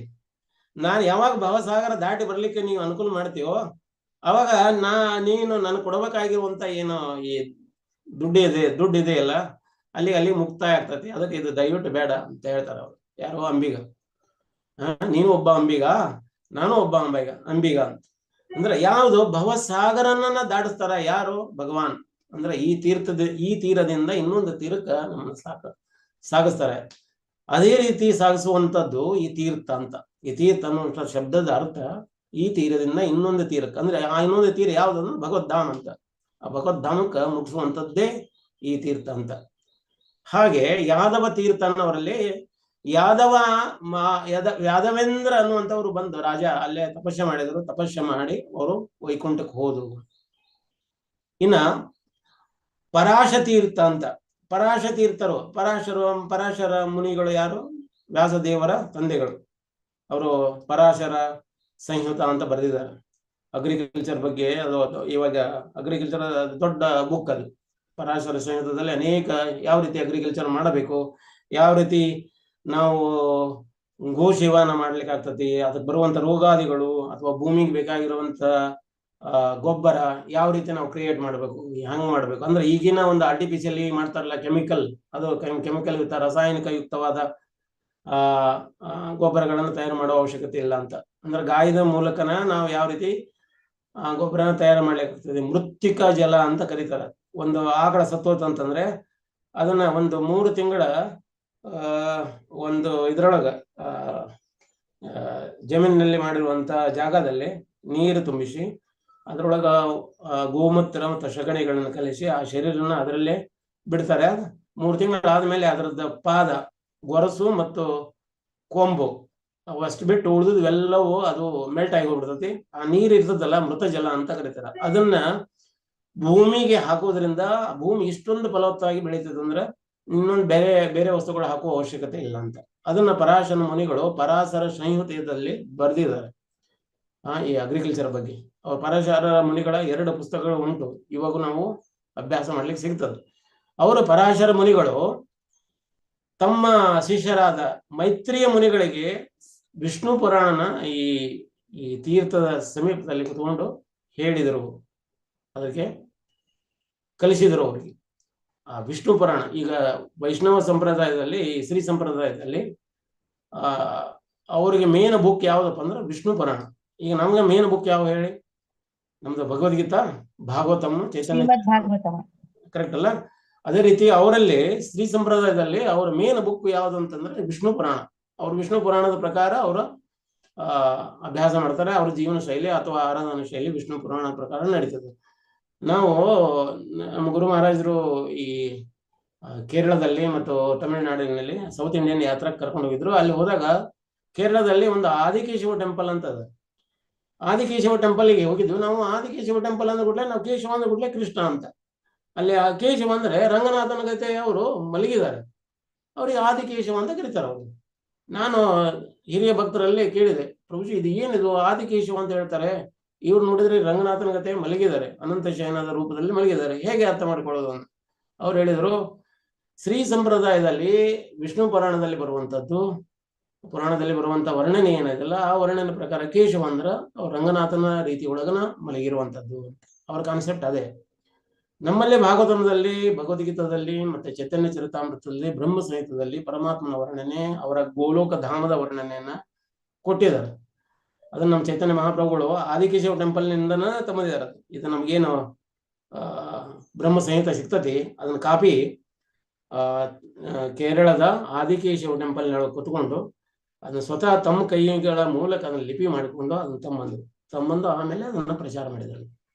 ಯಾವುದು? ಬ್ರಹ್ಮ ಸಂಹಿತ. ಆ ಬ್ರಹ್ಮ ಸಂಹಿತದಲ್ಲಿ ಗೋಲೋಕದ ವರ್ಣನೆಯನ್ನು ಕೊಟ್ಟಿದ್ದಾರೆ. 2 ಬರೆ ಬರ್ತದೆ ಗೋಲೋಕದ ವರ್ಣನೆ. ಅದರದ್ದು ಇನ್ನೂ ಅನೇಕ ಕಾಪಿಗಳು, ಅನೇಕ ಮಂತ್ರಗಳು ಉಂಟು. ಆದ್ರೆ ಸಿಕ್ಕಿರೋದು ಅಷ್ಟೇ ಸಿಕ್ಕಿದೆ. ಅದನ್ನಷ್ಟನ್ನ ತಮ್ಮಂದ್ರು ಅವರು. ಯಾರೋ ಚೈತನ್ಯ ಮಹಾಪ್ರಭುಗಳು ಸೌತ್ ಇಂಡಿಯಾ ಯಾತ್ರಾ ಮಾಡ್ತಾ ಬರಬೇಕಾದಾಗ ಆದಿಕೇಶವ ಟೆಂಪಲ್ ನಲ್ಲಿ ಅದನ್ನ ಬರ್ಕೊಂಡು ತಮ್ಮ ಕೈಯಿಂದ, ಸ್ವತಃ ಕೈಯಿಂದ ಅದನ್ನ ಲಿಪಿ ಮಾಡಿ ಅದನ್ನ ತಮ್ಮಂದು ನಮಗೆ ಕೊಟ್ಟಿದ್ದಾರೆ. ಇವಾಗ ನಾವು ಅದನ್ನ ಬ್ರಹ್ಮ ಸಂಹಿತೆ ಓದ್ತೇವೆ. ಈಶ್ವರ ಕೃಷ್ಣ ಪರಮ ಸಚ್ಚಿದಾನಂದ ವಿಗ್ರಹ ಅನಾದಿರಾದಿರ್ ಗೋವಿಂದ ಸರ್ವ ಕಾರಣ ಕಾರಣ, ಈ ರೀತಿ. ಹಂಗ ಅವರಲ್ಲಿ ಶ್ರೀ ಸಂಪ್ರದಾಯದಲ್ಲಿ ಈ ವಿಷ್ಣು ಪುರಾಣ ಮೇನು.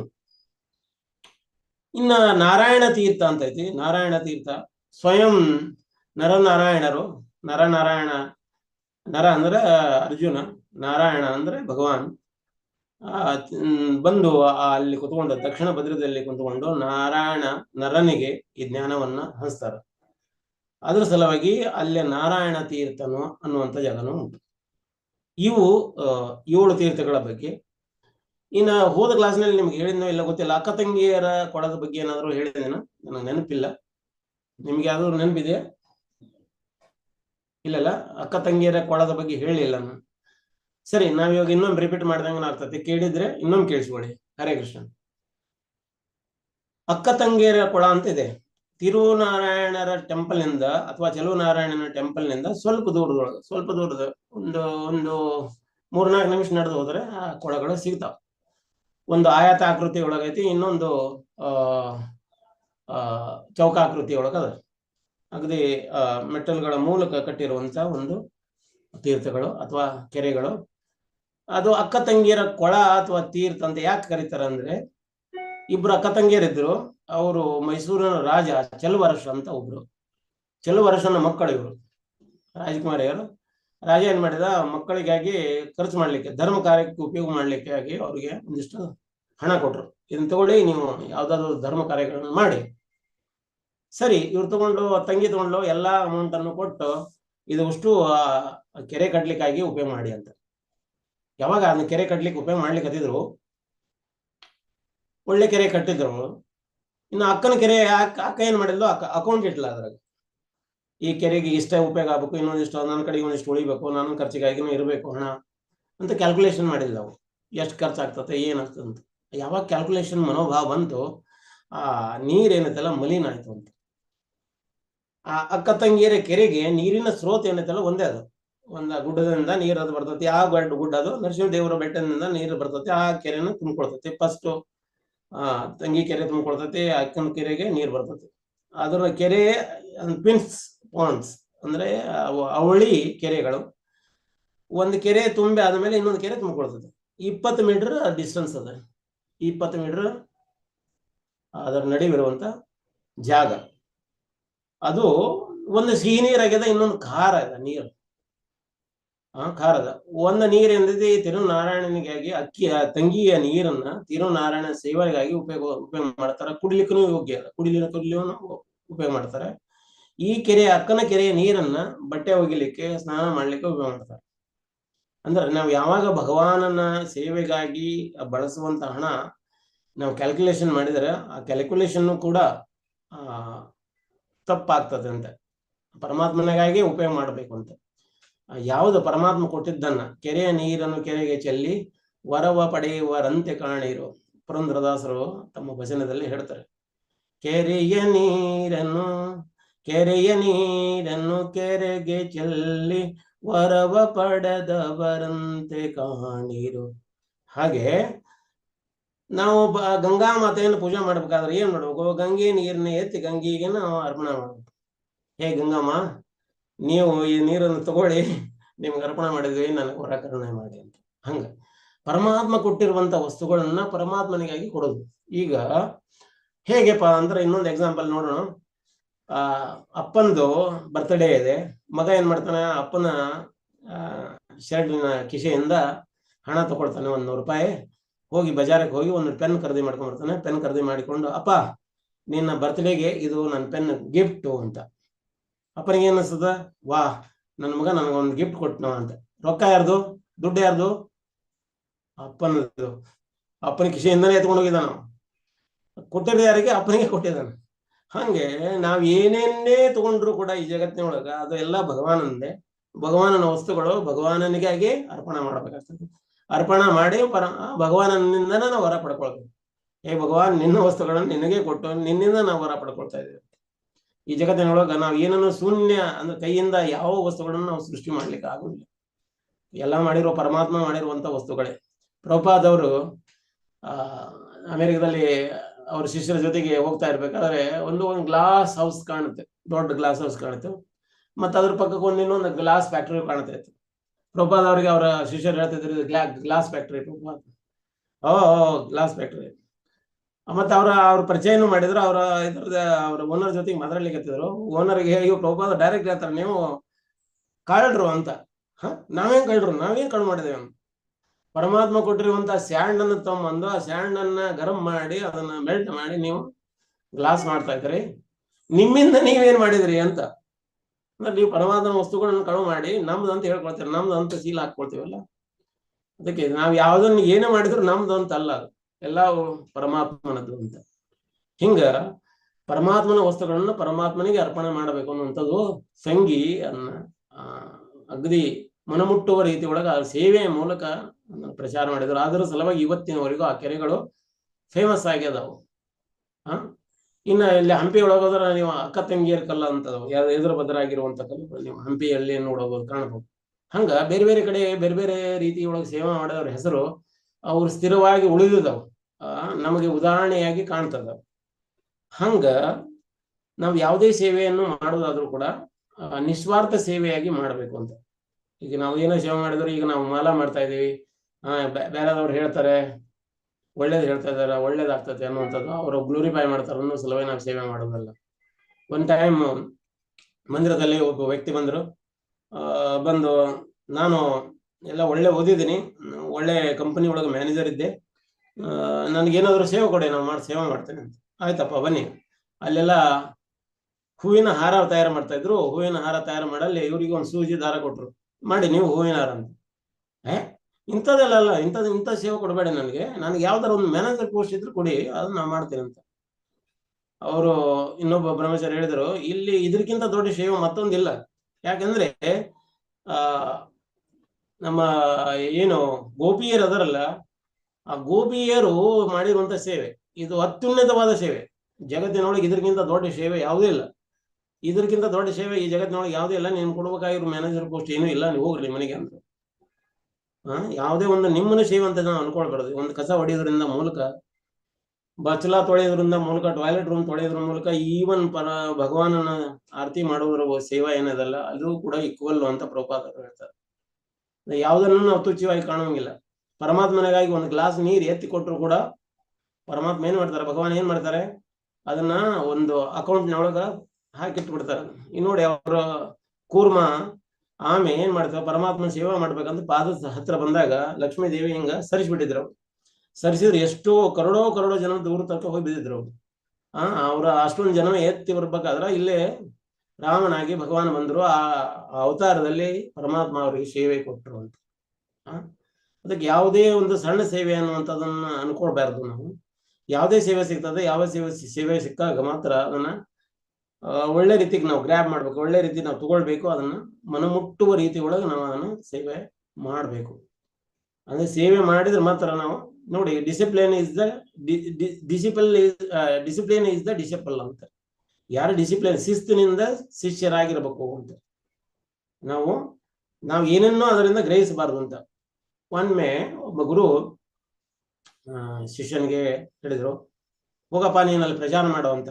ಇವ್ರು ಒಳ್ಳೆ ಪ್ರಚಾರ ಮಾಡಾಕ್ತಾ ಇದ್ರು. ಮಾಡ್ಬೇಕಾದ್ರೆ ಅಲ್ಲಿರೋ ಭಕ್ತರೆಲ್ಲ ಹೇಳಿದ್ರು, ಏನ್ ಕ್ಲಾಸ್ ಕೊಟ್ರಿಪ್ಪ, ವಾಹ್ ಸೂಪರ್, ಆ ಎಕ್ಸಾಂಪಲ್ ಕೊಟ್ರಲ್ಲ ಅದ್ಭುತ ಇತ್ತು ನಿಮ್ದು. ನಾ ಹೇಳ್ತೀನಿ. ಇನ್ನೊಬ್ರು ಬಂದ್ರು, ಏನ್ರಿ ಏನ್ ಕ್ಲಾಸು, ಏನ್ ಸಿಂಗಿಂಗ್ ಮಾಡಿದ್ರಿ, ಏನ್ ಕೀರ್ತನ ಮಾಡಿದ್ರಿ, ವಾ ವಾ ವಾ. ಇವ್ರು ಹೇಳಿದ್ರು ಬ್ರಹ್ಮಚಾರ್ಯ. ನಾ ಹೇಳ್ತೇನೆ ಅವ್ರಿಗೆ, ಹೇಳ್ತೇನೆ ಹಿಂಗ ಅವ್ರು ಅನೇಕ ಮಂದಿ ಕೇಳಿದಾಗೆಲ್ಲ ನಾ ಹೇಳ್ತೇನೆ ಅಂದ್ರೆ ಅಲ್ಲಿ ಮೊದಲು ಹೇಳಿದವ್ರು ಕೇಳಿಸ್ಕೊಂಡ್ರಲ್ಲ, ಯಾರು ಹೇಳ್ತೀರಿ ನೀವು? ಕ್ಲಾಸ್ ಹೇಳಿದ್ದು ನೀವೇ, ಕೀರ್ತನ ಮಾಡಿದ್ದು ನೀವೇ, ನೀವು ಹೇಳೋದು ಯಾರಿಗೆ ಅಂದ.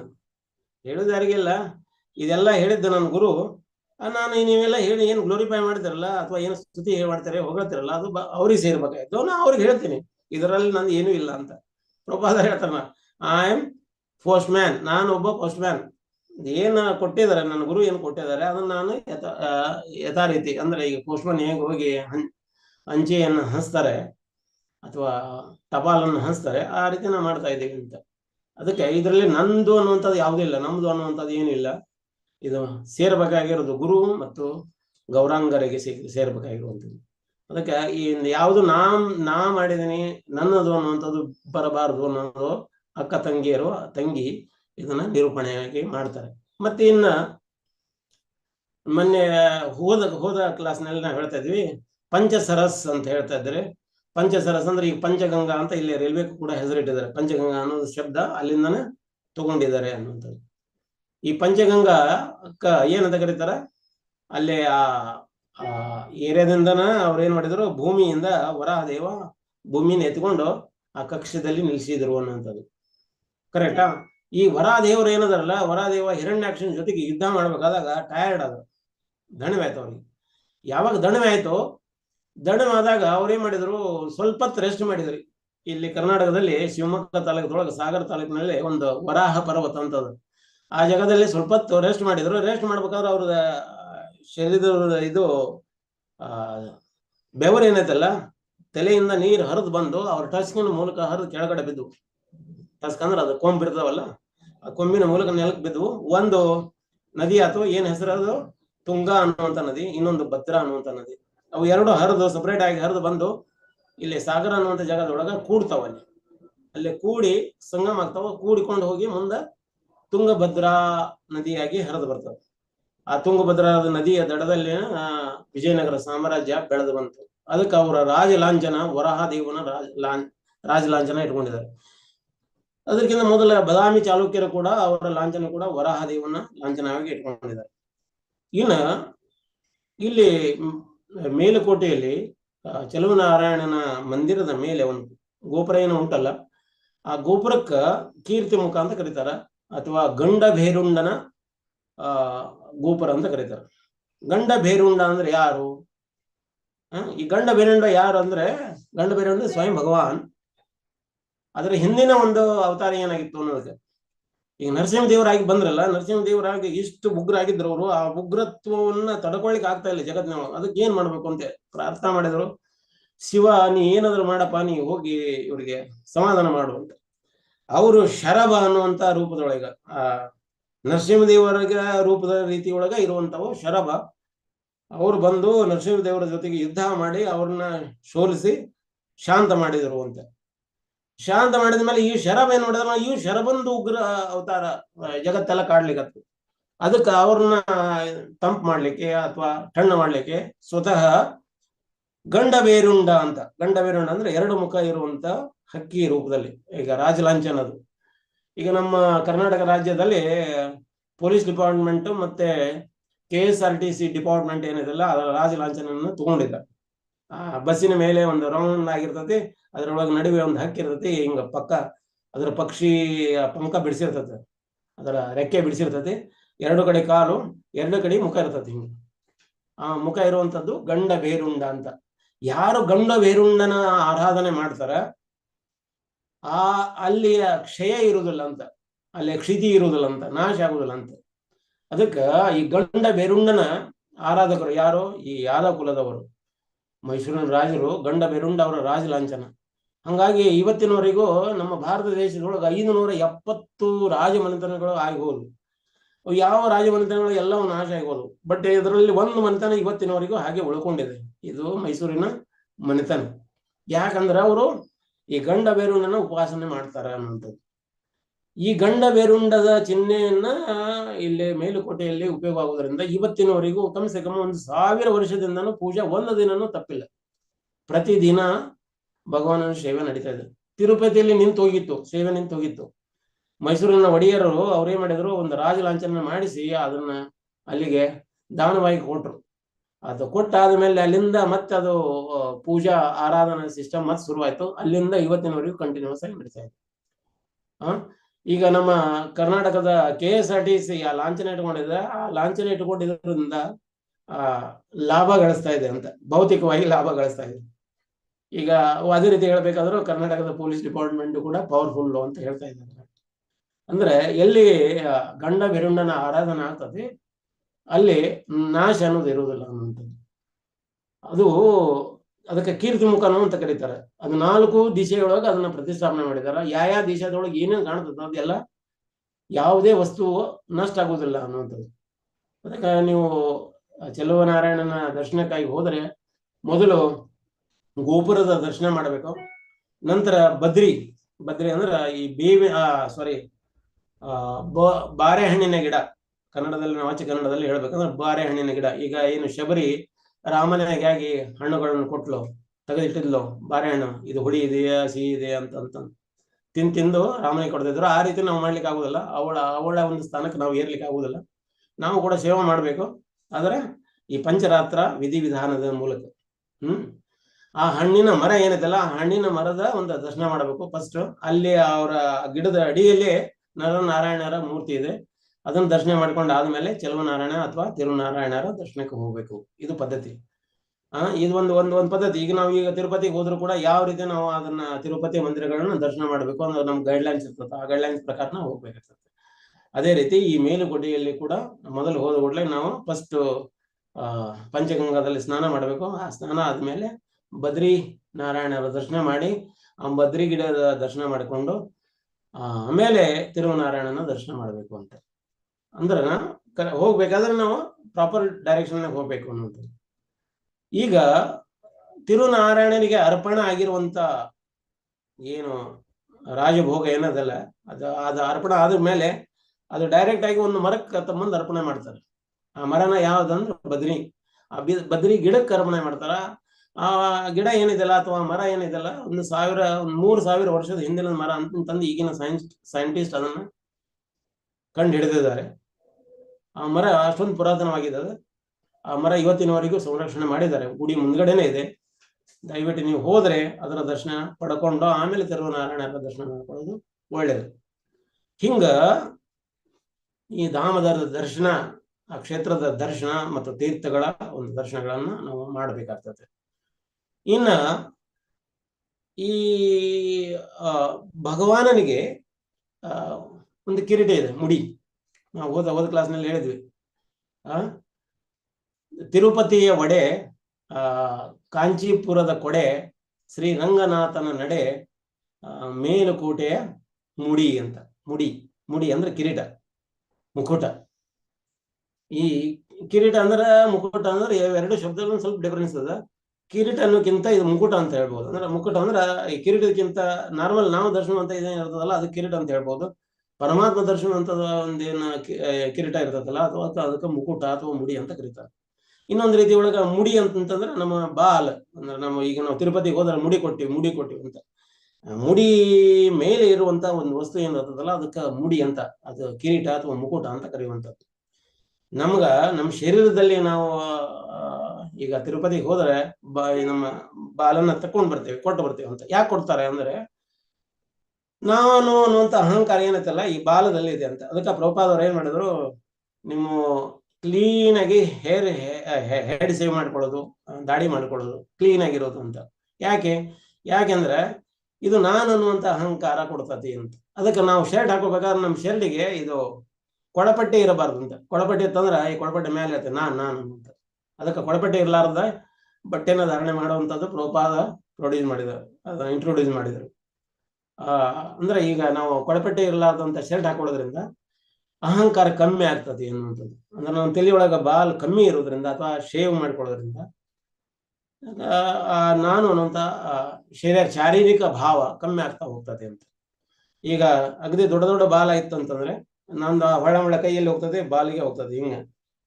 ಇರುವಂದ್ ಸ್ವಲ್ಪ ಬಾಲ್ ಇರ್ತದೆ, ಆದ್ರೂ ಕೂಡ ಹೊಳ್ಳಮಳ ಹಿಂಗ್ ನಾವು ಸರಿಸ್ಕೊಳ್ತೇವೆ, ಹಿಂಗ ಸರಿಸ್ಕೊಳ್ತೇವೆ.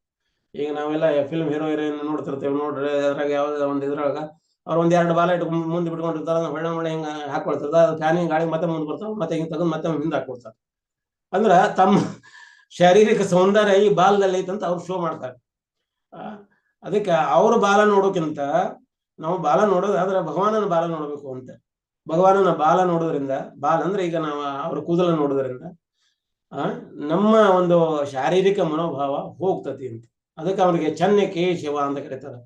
ರಾಮಾನುಜಾರು 5 ಮಂದಿರಗಳನ್ನು ಕಟ್ಟಿದ್ರು. 5 ಮಂದಿರದಲ್ಲಿ ಒಂದು ಬೇಲೂರಿನ ಚೆನ್ನಕೇಶವ ಅಥವಾ ಬೇಲೂರಿನ ವಿಜಯನಾರಾಯಣ ಅಂತ ಕರೀತಾರೆ ಅವ್ರು. ಮೇಲಕೋಟೆ ಚೆಲುವನಾರಾಯಣ, ನಂಬಿ ನಾರಾಯಣ, ನಂಬಿ ಊರಿನ ನಂಬಿ ನಾರಾಯಣ, ಆಮೇಲೆ ತೊಂಡನೂರಿನ ನಂಬಿ ನಾರಾಯಣ, ಕೀರ್ತಿ ನಾರಾಯಣ, ತಲಕಾಡಿನ ಕೀರ್ತಿ ನಾರಾಯಣ, ಗದಗಿನ ವೀರ ನಾರಾಯಣ ಅಂತ 5 ಮಂದಿರಗಳನ್ನು ಕಟ್ಟಿದ್ರು. ಈ ಕೇಶವ ಅನ್ನೋದಕ್ಕೆ, ಕೇಶ ಅನ್ನುವಂಥ ಶಬ್ದಕ್ಕೆ ನಾವು ಇದನ್ನ ಉದಾಹರಣೆ ಹೇಳಕತ್ತಿದ್ವಿ. ಯಾವಾಗ ನಮ್ಮ ಶರೀರದಿಂದ ಈ ಬಾಲು ಅಥವಾ ಕೂದಲು ಕಮ್ಮಿ ಆಗ್ತದೆ, ಅವಾಗ ಈ ಶರೀರ ನಾನಲ್ಲ ಅನ್ನುವಂಥ ಮನೋಭಾವ ಬರ್ತದೆ. ಅದಕ್ಕೆ ಪ್ರಭುಪಾದವರು ಪ್ರತಿಯೊಂದು ಭಗವದ್ಗೀತಾದಲ್ಲಿ I am not this body, I am not this body, ನಾನು ಈ ಶರೀರ ಅಲ್ಲ, ನಾನು ಈ ಶರೀರ ಅಲ್ಲ ಅಂತ ಮೇಲಿಂದ ಮೇಲೆ ಉಲ್ಲೇಖ ಮಾಡ್ತಾ ಹೋಗ್ತಾರೆ.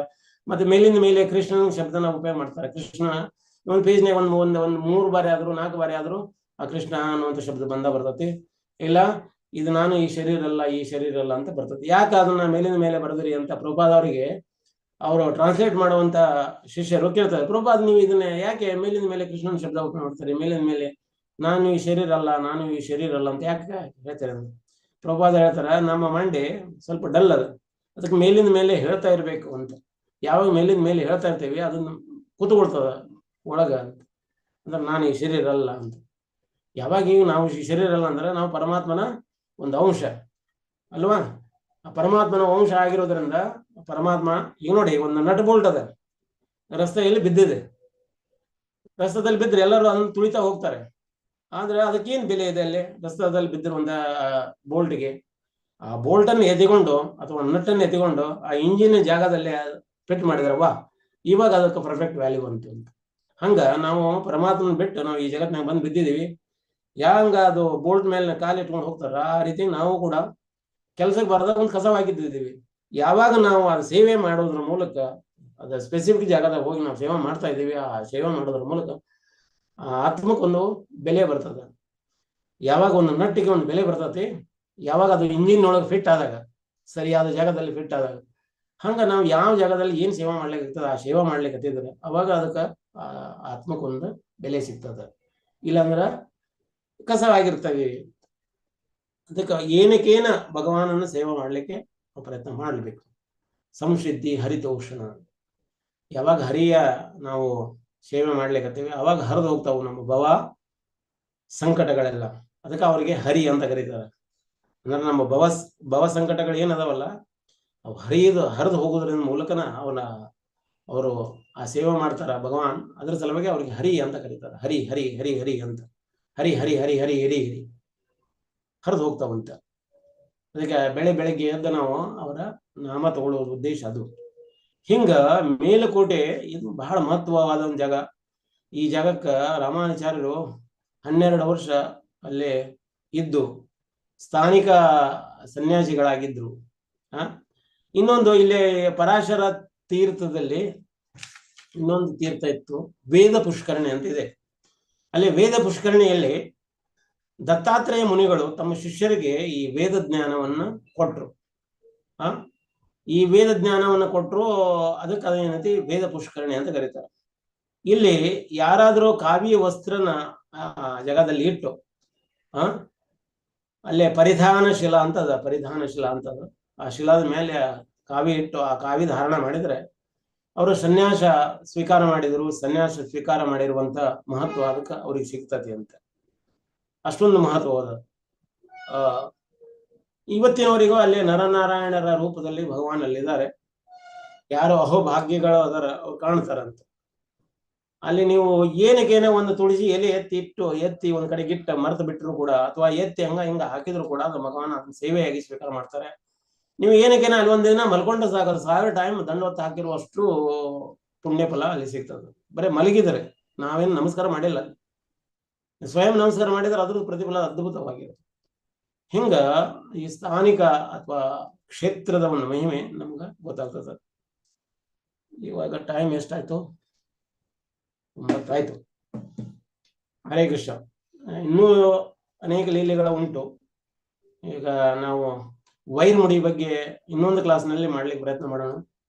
ಈ ವೈರ್ಮುಡಿ ಅಂದ್ರೆ ಈಗ ನಾವು ಹೇಳಿದ್ವಿ, ತಿರುಪತಿಯ ಒಡೆ, ಶ್ರೀರಂಗಮದ ನಡೆ, ಕಾಂಚೀಪುರದ ಕೊಡೆ, ಮೇಲುಕೋಟೆಯ ಮುಡಿ ಅಂತ. ಮುಡಿ ಅಂದ್ರೆ ಪರಮಾತ್ಮ ಮುಡಿ ಬಹಳ ಫೇಮಸ್. ಈ ಭೌತಿಕ ಜಗತ್ತಿನ ಮುಡಿ ಅಲ್ಲ. ಮುಡಿ ಅಂದ್ರೆ ಅದು ಒಂದ್ ರೀತಿ ನೋಡೋರಿಗೆ ಏನ್ ಅನ್ಸ್ತದೆ, ನಾವು ಭೌತಿಕವಾಗಿ ನೋಡೋರಿಗೆ ಅದು ಒಂದು ಕೊಡದ ರೀತಿ ಒಳಗೆ ಕಾಣ್ತದೆ. ಕಡ ಉಲ್ಟಾ ಡಬ್ ಹಾಕಿದಾರೆ, ಅಥವಾ ಗಡಿಗೆ ಉಲ್ಟಾ ಡಬ್ ಹಾಕಿದಾರೆ ಅನ್ನೋಂಥದ್ದು, ಉಲ್ಟಾ ಹಾಕಿದ ರೀತಿ ಒಳಗೆ ಕಾಣಿಸ್ತದೆ. ನಾವು ಆ ರೀತಿ ನೋಡುವಂಥದ್ದಲ್ಲ. ಅದು ಆಕ್ಚುಲಿ ಪರಮಾತ್ಮನಿಂದ ಈ ಭೌತಿಕ ಜಗತ್ತಿಗಾಗಿ ಬಂದದ, ಸ್ವತಃ ನೋಡ್ಲಿಕ್ಕೆ ಸಿಗುವಂತ ವಸ್ತು. ಬ್ರಿಟಿಷರು ಅದನ್ನ ಹೊತ್ತುಕೊಂಡು ಹೋಗ್ಬೇಕಂತ ಒಳ್ಳೆ ರೀತಿ ಪ್ಲಾನ್ ಮಾಡಿದ್ರು. ಅದು ಏನದು ಹಾಗೆ ಉಳ್ಕೊಂಡಿದೆ. ನಮ್ಗೆ ಇವತ್ತಿನವರಿಗೂ ಅದ್ರ ದರ್ಶನ ಮಾಡ್ಲಿಕ್ಕೆ ಆಗ್ತದೆ. ಅದ್ಭುತವಾಗಿದೆ. ಅದರ ಕತೆ ಮುಂದಿನ ಕ್ಲಾಸ್ನಲ್ಲಿ ಮಾಡೋಣ. ಯಾಕಂದ್ರೆ ನಿಮ್ಗೆ ಟೈಮ್ ಲಿಮಿಟೆಡ್ ಅದ. ಆ ಲಿಮಿಟೆಡ್ ನಲ್ಲಿ ನಾವು ಎಷ್ಟು ಹೇಳಲಿಕ್ಕೆ ಪ್ರಯತ್ನ ಮಾಡಿದ್ವಿ, ಅದರಲ್ಲಿ ಲೋಪದೋಷಗಳು ಉಂಟು. ಆದ್ರೂ ಕೂಡ ನೀವು ಮನಪೂರ್ವಕವಾಗಿ ಸ್ವೀಕಾರ ಮಾಡಿದಿರಿ ಅಂತ ತಿಳ್ಕೊತೀನಿ. ಹರೇ ಕೃಷ್ಣ. ಈ ವಿಷಯದ ಬಗ್ಗೆ ಏನಾದರೂ ಪ್ರಶ್ನೆ ಇದ್ರೆ ಅಥವಾ ಟೀಕೆ ಟಿಪ್ಪಣಿ ಇದ್ರೆ ಕೇಳಬಹುದು.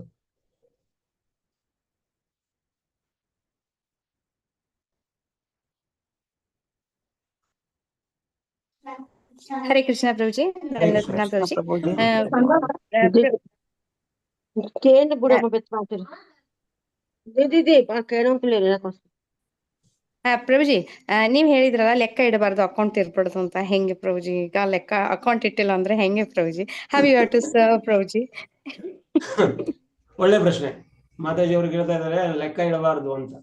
ನಾವ್ ಯಾಕಂದ್ರೆ ಈ ಭೌತಿಕ ಜಗತ್ತಿನಾಗ ಬಂದ ಮೇಲೆ ನಾವೆಲ್ಲ ಲೆಕ್ಕ ಇಡೋದ್ರಲ್ಲಿ ಫೇಮಸ್. ಯಾಕಂದ್ರೆ ಪ್ರತಿಯೊಂದು ನಾವು ಗಿಣಿಕೆ ಪರಮಾತ್ಮನ ಸೇವೆ ಮಾಡ್ಬೇಕಾದ್ರೆ ನಾವು ಮಂದಿರದಲ್ಲೇ ಲೆಕ್ಕ ಇಡಲೇಬೇಕಾಗ್ತದೆ. ಮಂದಿರದ ಲೆಕ್ಕ ಅಕೌಂಟ್ ನಾವು ಮೇಂಟೈನ್ ಮಾಡ್ಲೇಬೇಕು. ಪ್ರಭುಪಾದವ್ರಿಗೂ ಈಗ ನೀವು ವೃಂದಾವನದಲ್ಲಿ ಬ್ರಹ್ಮಚಾರಿಗಳಿಗೆ ಅಲ್ಲಿರುವಂತ ಸೇವೆ ಮಾಡೋರು ಎಲ್ಲರಿಗೂ ಅಲ್ಲಿ ಏನ್ ಕೊಡ್ತಾ ಇದ್ರು, ಓನ್ಲಿ ಕಿಚಡಿ ಪ್ರಸಾದ ಕೊಡ್ತಾ ಇದ್ರು. ಪ್ರತಿದಿನ ಕಿಚಡಿ ತಿಂದು ತಿಂದು ತಿಂದು ತಿಂದು ಬೇಸರಾಗಿ ಹೋಗಿತ್ತು ಅವ್ರಿಗೆ. ಮತ್ತೆ ರಾಜಭೋಗ ತಯಾರು ಮಾಡಿದ್ದು ಏನಿರ್ತದಲ್ಲ, ಯಾರು ಗೆಸ್ಟ್ ಬರ್ತಾರೆ, ಡೋನರ್ಸ್ ಬರ್ತಾರೆ, ಅವರಿಗೆ ರಾಜಭೋಗ ಕೊಡ್ತಾ ಇದ್ರು.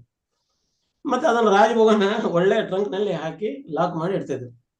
ಲಾಕ್ ಮಾಡಿ ಇಡ್ಬೇಕಾದ್ರೆ ಪ್ರತಿದಿನ ಟ್ರಂಕ್ ಓಪನ್ ಆಗಿರುತ್ತಿತ್ತು. ಅದು ಕಿಲಿ ಅದೆಲ್ಲ ಒಡೆದಾಕಿ ಬಿಡ್ತಿದ್ರು. ಇದನ್ನ ಯಾರು ಒಡೆದು ಹಾಕ್ತಾರ ಅಂತ ಯಾರು ಕೇಳಿದ್ರು ನಾ ತಿಂದಿಲ್ಲ, ನಾ ತಗೊಂಡಿಲ್ಲ ಈ ರೀತಿ ಒಂದು ಪ್ರಶ್ನೆ ಬರ್ತದೆ. ಅದಕ್ಕೆ ಅವರು ಮೇನ್ ಅವ್ರ ಪ್ರೆಸಿಡೆಂಟ್ ಏನಿದ್ರು ಅಥವಾ ಅದನ್ನ ಮೇಂಟೈನ್ ಮಾಡೋರು, ಅವ್ರು ಯೋಚನೆ ಮಾಡಿದ್ರು, ಸರಿ ಇವ್ರಿಗೆ ಒಂದು ಪಾಠ ಕಲ್ಸೋಣ ಅಂತ. ಈ ಸರಿ ಆ ಟ್ರಂಕ್ ಏನೈತಲ್ಲ, ಆ ಕಿಟಕಿಯಿಂದ ಒಳಗಡೆ ಭಾಗಕ್ಕೆ ಇಟ್ಟಿದ್ರು. ಆ ಕಿಟಕಿ ಒಳಗ ಗ್ಲಾಸ್ ಒಡೆದಿರುವಂತ ಗ್ಲಾಸು ಮತ್ತೆ ಮೊಳೆ ಅಂದ್ರೆ ಈ ಕಿಲ್ಲ ಏನಿರ್ತಾವಲ್ಲ, ಆ ಮೊಳೆನ ಶಾರ್ಪ್ ಆಗಿರೋ ಮೊಳೆನ ಜೋಡಿಸಿದ್ರು. ಅವ್ರು ಒಂದ್ ಸ್ವಲ್ಪ ಕೈ ಒಳಗೆ ತೂರಿಸ್ಬೋದು, ಆದ್ರೆ ತೂರಿಸ್ಬೇಕಾದ್ರೆ ಅದು ಮಳೆ ಗ್ಲಾಸು ಕೈಗೆ ತಾಗಬೇಕು. ಆ ತಾಗುವ ರೀತಿ ಒಳಗೆ ಇಟ್ಟಿದ್ರು. ಬೆಳಿಗ್ಗೆ ನೋಡಿದ್ರೆ ಯಾರು ತಗೊಂಡಿದಾರೆ ಅಂದ್ರೆ ಎಲ್ಲರ ಕೈನೂ ಡ್ಯಾಮೇಜ್ ಆಗಿತ್ತು. ಎಲ್ಲರ ಕೈ ಬ್ಯಾಂಡೇಜ್ ಮಾಡ್ಕೊಂಡಿದ್ರು. ಎಲ್ಲಾ ಭಕ್ತರು, ಎಲ್ಲಾ ಬ್ರಹ್ಮಚಾರಿಯಿಂದ ಹಿಡ್ಕೊಂಡು ಅಲ್ಲಿ ಏನೇನ್ ಸೇವೆ ಮಾಡ್ತಾ ಇದ್ರು ಎಲ್ಲರೂ ಟ್ರೈ ಮಾಡಿದ್ರು ಅವರು ಪ್ರಸಾದಕ್ಕೆ. ಅವಾಗ ಅದು ಪ್ರಭುಪಾದ್ ಅವ್ರು ಅಲ್ಲಿ ಬಂದಾಗ, ಪ್ರಭುಪಾದ್ ಹಿಂಗ್ ಮಾಡ್ಲಿಕ್ಕೆ ಏನ್ ಮಾಡ್ಬೇಕು ಅಂತ ಅವ್ರ ಏನು ಅಕೌಂಟೆಂಟ್ ಏನಿದ್ರಲ್ಲ ರೂಪಾದ ಕರೆದ್ರು ಅಕೌಂಟೆಂಟ್, ನೀ ಒಳ್ಳೆ ಅಕೌಂಟಿಂಗ್ ಮಾಡ್ತೀಯ, ಒಳ್ಳೆ ಸೇವೆ ಮಾಡ್ತಾ ಇದ್ದೀನಿ ನೀನು. ಫಸ್ಟ್ ಅವ್ನು ಗ್ಲೋರಿಫೈ ಮಾಡಿದ್ರು ರೂಪಾದ್, ನೀವು ಒಳ್ಳೆ ಸೇವೆ ಮಾಡಿದೆ, ಕರೆಕ್ಟ್, ನೀವು ಮಾಡ್ತಾ ಇರೋದು ಕರೆಕ್ಟ್ ಅಂತ. ಆಮೇಲೆ ಹೇಳಿದ್ರು ರೂಪಾದ್ ನೀವು ಅವ್ರನ್ನೇ ಗ್ಲೋರಿಫೈ ಮಾಡ್ತಾ ಇದ್ರೆ ನಮ್ದೇನು ಅವಲತ್ತಂತ. ನಾವು ಬೆಳಗ್ಗೆ ಕಿಚಡಿ ತಿನ್ನಬೇಕು, ಮಧ್ಯಾಹ್ನ ಕಿಚಡಿ, ರಾತ್ರಿನೂ ಕಿಚಡಿ, ಕಿಚಡಿ ಕಿಚಡಿ ಕಿಚಡಿ ತಿಂದು ತಿಂದು ಸಾಕಾಗ್ಬಿಡತ್ತೆ ಪ್ರಭಾ ಅಂತ. ಹೌದು, ಕರೆಕ್ಟು. ಅಕೌಂಟೆಂಟ್ ನೋಡ್ಕೊಳ್ಳುವಂತ, ಅಕೌಂಟಿಂಗ್ ನೋಡ್ಕೊಳ್ಳುವಂತ ಭಕ್ತರಿಗೆ ಹೇಳಿದ್ರು, ನೋಡಪ್ಪ ನೀವು ಬರೀ ಕಿಚಡಿ ಕೊಟ್ಟರು ಅಷ್ಟೇ ಸಾಲದು, ಇಲ್ಲಾಂದ್ರೆ ಇವ್ರು ಯಾರು ನಿಲ್ಲದ್ರು ಓಡೋಗ್ಬಿಡ್ತಾರೆ. ದಯವಿಟ್ಟು ನೀನು ಒಳ್ಳೆ ಪ್ರಸಾದ ಮಾಡ್ಲಿಕ್ಕೂ ಕೂಡ ಮಾಡ್ಲಿಕ್ಕೆ ಶುರು ಮಾಡ್ರಿ. ಪರಮಾತ್ಮ ಅದನ್ನ ಮೇಂಟೈನ್ ಮಾಡ್ತಾರೆ, ಏನಾದ್ರು ಕೊಡ್ತಾರೆ ನಿಮಗೆ. ಪ್ರಾರ್ಥನೆ ಮಾಡ್ರಿ, ಭಗವಾನ್ ಪ್ರಾರ್ಥನೆ ಮಾಡ್ರಿ, ಕೊಡ್ತಾರೆ ಅಂತ. ಅಕೌಂಟಿಂಗ್ ಮೇಂಟೈನ್ ಮಾಡ್ರಿ. ಪ್ರಭುಪಾದವ್ರು ಈ ರೀತಿನೂ ಅಕೌಂಟ್ ಮಾಡೋರಿಗೆ ಗ್ಲೋರಿಫೈ ಮಾಡಿದ್ರು. ಮತ್ತೆ ಅದ್ರ ಜೊತೆಗೆ ಅದನ್ನ ಬೇಕಾಗಿರುವಂತ ಅಮೌಂಟ್ ರಿಲೀಸ್ ಮಾಡ್ಲಿಕ್ಕೂ ಕೂಡ ಅವರು ವ್ಯವಸ್ಥೆ ಮಾಡಿದ್ರು. ಪರಮಾತ್ಮನ ಸೇವೆಗಾಗಿ ಅಕೌಂಟ್ ಇಡುವುದು ಒಳ್ಳೇದು, ಆದ್ರೆ ಅದರಲ್ಲಿ ಒಂದ್ ಸ್ವಲ್ಪ ನಮ್ಮ ಜೀವನಕ್ಕೆ ಉಪಯೋಗ ಮಾಡ್ಬೇಕು ಅನ್ನೋ ಸಲುವಾಗಿ ಅವ್ರೇನ್ ಅಕೌಂಟ್ ಮಾಡಿ ಇಟ್ಕೊಂಡ್ರು. ಅದರಲ್ಲಿ ದೋಷ ಬಂತು ಅಂತ ಚಲವರ್ಷನ ಮಕ್ಕಳು, ಅವ್ರ ಅಕ್ಕ ತಂಗಿಯರು ಏನಿದ್ರಲ್ಲ, ಆ ದೋಷ ಈ ರೀತಿ ಬಂತು ಅನ್ನೋದನ್ನ ಅವರು ಹೇಳ್ತಾರೆ ಇದರಲ್ಲಿ. ಅದು ದೋಷ ಪೂರಿತವಾಗಿತ್ತು ಅಂತ. ಆ ಭಾವನೆ ಏನಿದೆಲ್ಲ, ನಂದು, ನನಗಾಗಿ, ನಾ ಕೊಟ್ಟಿದ್ದೀನಿ, ನಾ ಕಟ್ಟಿಸಿದ್ದೀನಿ ಅನ್ನುವಂಥದ್ದು. ಈ ನಾನು ಕಟ್ಟಿಸಿದ್ದಲ್ಲ, ಇದು ಪರಮಾತ್ಮಿಗಾಗಿ ಕಟ್ಟಿದ್ದು, ಪರಮಾತ್ಮ ದೊಡ್ಡ ಅನ್ನುವಂಥದ್ದು ಭಾವನೆ ಇಲ್ಲ ಅಂತ. ನಾನು ಮಾಡಿದ್ದೀನಿ ಅನ್ನುವಂಥ ಅಹಂಕಾರ ಅಲ್ಲಿ ಬಂದದ್ರಿಂದ ಅದು ದೋಷ ಪೂರಿತ ಆಯ್ತು ಅಂತ. ಅದಕ್ಕೆ ಇದು ನಮ್ಮ ಕಡೆ ಇರುವಂತ ಅಮೌಂಟ್ ಏನೈತಲ್ಲ, ನಂದು ಅಲ್ಲದು, ಪರಮಾತ್ಮ ಸೇವಾಗಾಗಿ ನಾ ಇದನ್ನ ಅಮೌಂಟ್ ಅನ್ನು ಉಪಯೋಗ ಮಾಡ್ತೇನೆ ಅನ್ನುವಂಥ ಮನೋಭಾವದಿಂದ ಅಕೌಂಟ್ ಮಾಡಿದಾರೆ, ಅದು ನೋ ಪ್ರಾಬ್ಲಮ್. ಆದ್ರ ಇದು ನನ್ನ ಅಮೌಂಟು, ನಾನು ಕಟ್ಟಿಸ್ತಾ ಇದ್ದೇನೆ ಕೆರೆನ, ಇದು ನನ್ನಿಂದ ಅದೆಲ್ಲ ನಡೀತಾ ಇದೆ ಅನ್ನುವಂಥದ್ದು ಬಂದ್ರೆ ಅದು ದೋಷಪೂರಿತ ಅನ್ನುವಂಥದ್ದು. ಹರೇ ಕೃಷ್ಣ. ಇದು ನಿಮ್ಗೆ ಇದರಲ್ಲಿ ನಿಮ್ಗೆ ಉತ್ತರ ಸಿಕ್ಕಿದೆ ಅನ್ಕೊಂಡಿದ್ದೀನಿ. Yes Prabhuji, Hare Krishna. Thank you. ಮತ್ತೆ ಹರೇ ಕೃಷ್ಣ ಪ್ರಭುಜಿ. ನಾನು ಇಷ್ಟು ಸರಿ ಮೇಲ್ಕೋಟೆಗೆ ಹೋಗಿ ಬಂದದ್ರು ಸಹ ನನ್ಗಿಷ್ಟು ವಿವರಗಳು ಗೊತ್ತೇ ಇಲ್ಲ ಪ್ರಭುಜಿ. ನೀವು ಹೇಳಿದ ಮೇಲೆ ಇನ್ನೊಂದು ಹೋಗೋ ಹೇಳದ, ನನ್ನ ಆರೋಗ್ಯರಿತ, ನನ್ನ ವಯಸ್ಸಿತ ಹೋಗ್ಲಿಕ್ಕೆ ಆಗ್ತಾ ಇಲ್ವಾ, ಕೃಷ್ಣನ್ನೇ ಪರಮಾತ್ಮ ಚೆಲುವ ಸ್ವಾಮಿನೇ ಕೇಳ್ತೇನೆ ನಾನು ಇನ್ನೂ ಸರಿ ದರ್ಶನ ಮಾಡಿಸಿಕೊಡು ಅಂತ ಹೇಳಿ. ಪ್ಲೀಸ್ ಪ್ರಾರ್ಥನೆ ಮಾಡಿ ದಯವಿಟ್ಟು ಮಾಡ್ರಿ. ಯಾಕಂದ್ರೆ ನಾವು ಸ್ವಯಂ ನೋಡ್ರಿ, ಭಗವಾನನ್ನ ಸ್ವಯಂ ರೂಪದೊಳಗೆ ಬಂದು ನಿಂತಿರುವಂತ ಜಗವನ್ನ ನಾವು ಸಂದರ್ಶಿಸುವುದು ಬಹಳ ಅಪರೂಪ. ಆ ಜಗ ಸ್ವಯಂ ತಿರುನಾರಾಯಣ ಅವರು ಸ್ವತಃ ಬಂದಿದ್ದಾರೆ, ಪರಮಾತ್ಮನ ಮೂಲಕ ಇಲ್ಲಿ ಬಂದು ನಿಂತ್ಕೊಂಡಿದ್ದಾರೆ. ಸ್ಪೆಷಲ್ ಜಾಗ, ಎಸ್ಪೆಷಲಿ ಈಗ ನಾವು ಉಡುಪಿ ಕೃಷ್ಣ ಆಗಬಹುದು, ಅಥವಾ ಈ ತಿರುನಾರಾಯಣ ಅಥವಾ ಮೇಲುಕೋಟೆ ಆಗಿರ್ಬೋದು, ಸ್ಪೆಷಲ್ ಜಾಗ ಇವು. ಆ ಜಾಗದಲ್ಲಿ ನಾವು ಹೋಗಿ ನಿಂತು ಆ ಜಾಗದಲ್ಲಿ ಪರಮಾತ್ಮನ ದರ್ಶನದ ಸಲುವಾಗಿ ಅವ್ರ ಮುಂದ್ಗಡೆ ನಿಂತ್ಕೊಂಡ್ರೆ ಸಾಕು, ಅವರ ಒಂದು ನೇತ್ರ ದೃಷ್ಟಿ ನಮ್ಮ ಮೇಲೆ ಬಿದ್ರೆ ಸಾಕು, ನಮ್ಮ ಈ ಭವಜಂಜಾಟ ತೀರಿ ಹೋಗ್ಬಿಡ್ತದೆ. ತುಂಬಾ ಚೆನ್ನಾಗಿ ಹೇಳಿದ್ರಿ. ಎಷ್ಟು ಜಾಗಗಳು ನೋಡ್ಬೇಕಿದ್ದಂತ ನಮಗ್ ಗೊತ್ತೇ ಇಲ್ಲ, ಹೋಗುದು ದರ್ಶನ ಮಾಡ್ಕೊಂಡು ಬಂದ್ಬಿಡುದು ಅಷ್ಟೇ ಮಾಡ್ತಿದ್ದೆವು ಪ್ರಭುಜಿ. ದೇವರ ಅದೇ ಕೇಳ್ಬೇಕು ನಾನು ಇನ್ನು, ನನ್ನ ವಯಸ್ಸು ರೀತ್ಯ ಮತ್ತು ಆರೋಗ್ಯ ರೀತ್ಯ ಇನ್ನೂ ಸರಿ ಹೋಗಿ ದರ್ಶನ ಮಾಡ್ಲೇಬೇಕು, ಏನೇ ಆಗ್ಲಿ ಅಂತ ಹೇಳ್ಕೊಂಡು ತುಂಬಾ ಸಂತೋಷ ಆಯ್ತು ಪ್ರಭುಜಿ. ಖಂಡಿತ ಅಲ್ಲಿ ನೀರುಗಳು ತೀರ್ಥ ಏನದೆಲ್ಲ ಕುಡಿಬೇಕಂತ ನಾವು ಹೋಗಿದ್ವಿ. ನಾವೇನ್ ಮಾಡಿದ್ವಿ, ಅಲ್ಲಿ ಬಿಸ್ಲೇರಿ ಬಾಟಲ್ ನೀರು ತಗೊಂಡು ಉಪಯೋಗ ಮಾಡ್ತಾ ಇದ್ವಿ. ಅಲ್ಲಿ ಒಬ್ಬರು ಭಕ್ತರು ಹೇಳಿದ್ರು, ಹಿಂಗೆ ಅಲ್ಲಿಂದ ಬಂದಿದ್ರಿ, ಇಲ್ಲಿ ಬಂದು ಅಲ್ಲಿಗೆ ಬಿಸಿಲೇರಿ ನೀರನ್ನ ಕುಡಿತಾ ಇದ್ರಲ್ಲ ಅಂದ್ರೆ ಅವರು, ಯಾಕೆ ನಾವೇನದೇನ್ ತಪ್ಪಾಯ್ತು ಅಂತ. ಇಲ್ಲ, ಇಲ್ಲಿರುವಂತ ತೀರ್ಥಗಳಲ್ಲಿರುವಂತ ನೀರು, ಇಲ್ಲಿ ಉಪಯೋಗ ಮಾಡುವಂತ ನೀರು, ಈ ಬಾವಿಯಲ್ಲಿರುವಂತ ನೀರುಗಳನ್ನ ಉಪಯೋಗ ಮಾಡ್ರಿ. ಇದು ಆಧ್ಯಾತ್ಮಿಕದ ಒಂದು ಮಹತ್ವದ ಇದರಲ್ಲಿ ಮಹಿಮೆ ಐತಿ. ಇದನ್ನ ಕುಡಿಯೋದ್ರಿಂದ ನಿಮ್ಮಲ್ಲಿ ಆಧ್ಯಾತ್ಮಿಕವಾದ ಅಭಿವೃದ್ಧಿ ಆಗ್ತದೆ ಅಂತ ಅವ್ರು ಹೇಳಿದ್ರು. ನಾವೇನೈತೆ ಆ ಬಿಸ್ಲೇರಿ ನೀರು ಬಿಟ್ಟು ಆ ಬಾವಿ ನೀರನ್ನು ಉಪಯೋಗ ಮಾಡ್ಲಿಕ್ಕೆ ನಂತರ ನಾವ್ ಎಲ್ಲಿ ಹೇಳ್ಕೊಂಡಿದೀವಿಲ್ಲ, ಆ ಬಾವಿ ನೀರು ಬಹಳ ಖನಿಜಯುಕ್ತವಾದ ನೀರುಗಳು, ಮತ್ತೆ ಮಿನರಲ್ ಯುಕ್ತವಾಗಿರುವಂತ ನೀರದ ಸ್ಪೆಷಲ್. ಅದ್ರ ಕುಡಿಬೇಕು ನಾವು. ನಮ್ಗೇನಾಗ್ತದೆ, ನೆಗಡಿ ಬರ್ತದೆ, ಜ್ವರ ಬರ್ತದೆ ಅನ್ನುವಂತ ಒಂದು ಭಾವನೆ ಭೌತಿಕವಾಗಿ ಯೋಚನೆ ಮಾಡ್ತೇವೆ. ಹಂಗಾಗೋದ್ರಿಂದ ನಮ್ಗೆ ಹಂಗಾಗ್ತದೆ. ಅಲ್ಲಿ ಹೋದ್ರೆ ದಯವಿಟ್ಟು ಪ್ರತಿಯೊಂದು ಕ್ಷೇತ್ರನ ನೋಡ್ಬೇಕು. ಈಗ ಕಾಲಲ್ಲಿ ಶಕ್ತಿ ಇರಬೇಕಾದಾಗ, ಒಂದ್ ಸ್ವಲ್ಪ ಆದ್ರೂ ನಡೆಯುವಂತ ಶಕ್ತಿ ಇದ್ದಾಗನ ನಾವು ಹೋಗ್ಬೇಕು. ಯಾಕಂದ್ರೆ ಇಲ್ಲಾಂದ್ರೆ ನರಸಿಂಹ ದೇವರ ಒಂದು ಪಾವಟಿಗಳು ಏನ ಪಟ್ಟಣ ಇದು ಅದಾವಲ್ಲ, ಸ್ಟೆಪ್ಸ್ ಇದಾವಲ್ಲ, ಆ ಸ್ಟೆಪ್ಸ್ ನ ಹತ್ಲಿಕ್ಕೆ ಒಂದ್ ಸ್ವಲ್ಪ ಶಕ್ತಿ ಬೇಕು. ಅವು ಬಹಳ ಕಡದಾಗಿ ಅದಾವ. ಮೇಲೆ ಹತ್ಕೊಂಡು ಹೋಗ್ಬೇಕಾದ್ರೆ ಒಬ್ರು ಯಾರ ಸಹಾಯದ ಮೂಲಕನ ನಾವು ಹೋಗ್ಬೇಕಾಗ್ತದೆ. ಪರಿಸ್ಥಿತಿ ಹಂಗದ ಈಗ. ಅಷ್ಟು ಕಡಿದಾದ ಒಂದು ರಸ್ತೆಗಳನ್ನು ಒಂದು ಕಮ್ಸೆ ಕಮ್ ಒಂದು 100-150 ಇನ್ನೂರಿದೆ ಪ್ರಭುಜಿ. ಎಷ್ಟು ಮಾತಿದೆ? 200 ಇದೆ. 200 ಇದೆಯಲ್ಲ, ನಾವು ಎನಿಸಿಲ್ಲ, ದಯವಿಟ್ಟು ಅದಕ್ಕೆ ಹಂಗೆ ನಾನು ಅಂದಾಜು ಮಾಡ್ತಾ ಇದ್ದೀನಿ. 200 ಸ್ಟೆಪ್ಸ್ಗಳನ್ನ ಹತ್ತಬೇಕಾಗ್ತದೆ. ಹತ್ತಿ ನಾವು ಹೋದ್ಬೇಕಾದ್ರೆ ನಾವು ಲೇಟ್ ಆಗಿ ಹೋಗಿದ್ವಿ. ಇನ್ನು ಲಾಸ್ಟ್ ಸಾಯಂಕಾಲ 8:30 ಮೇಲೆ ನಾವು ಪರಮಾತ್ಮ ದರ್ಶನಕ್ಕಂತ ಹೊರಟು ಹೋದ್ವಿ.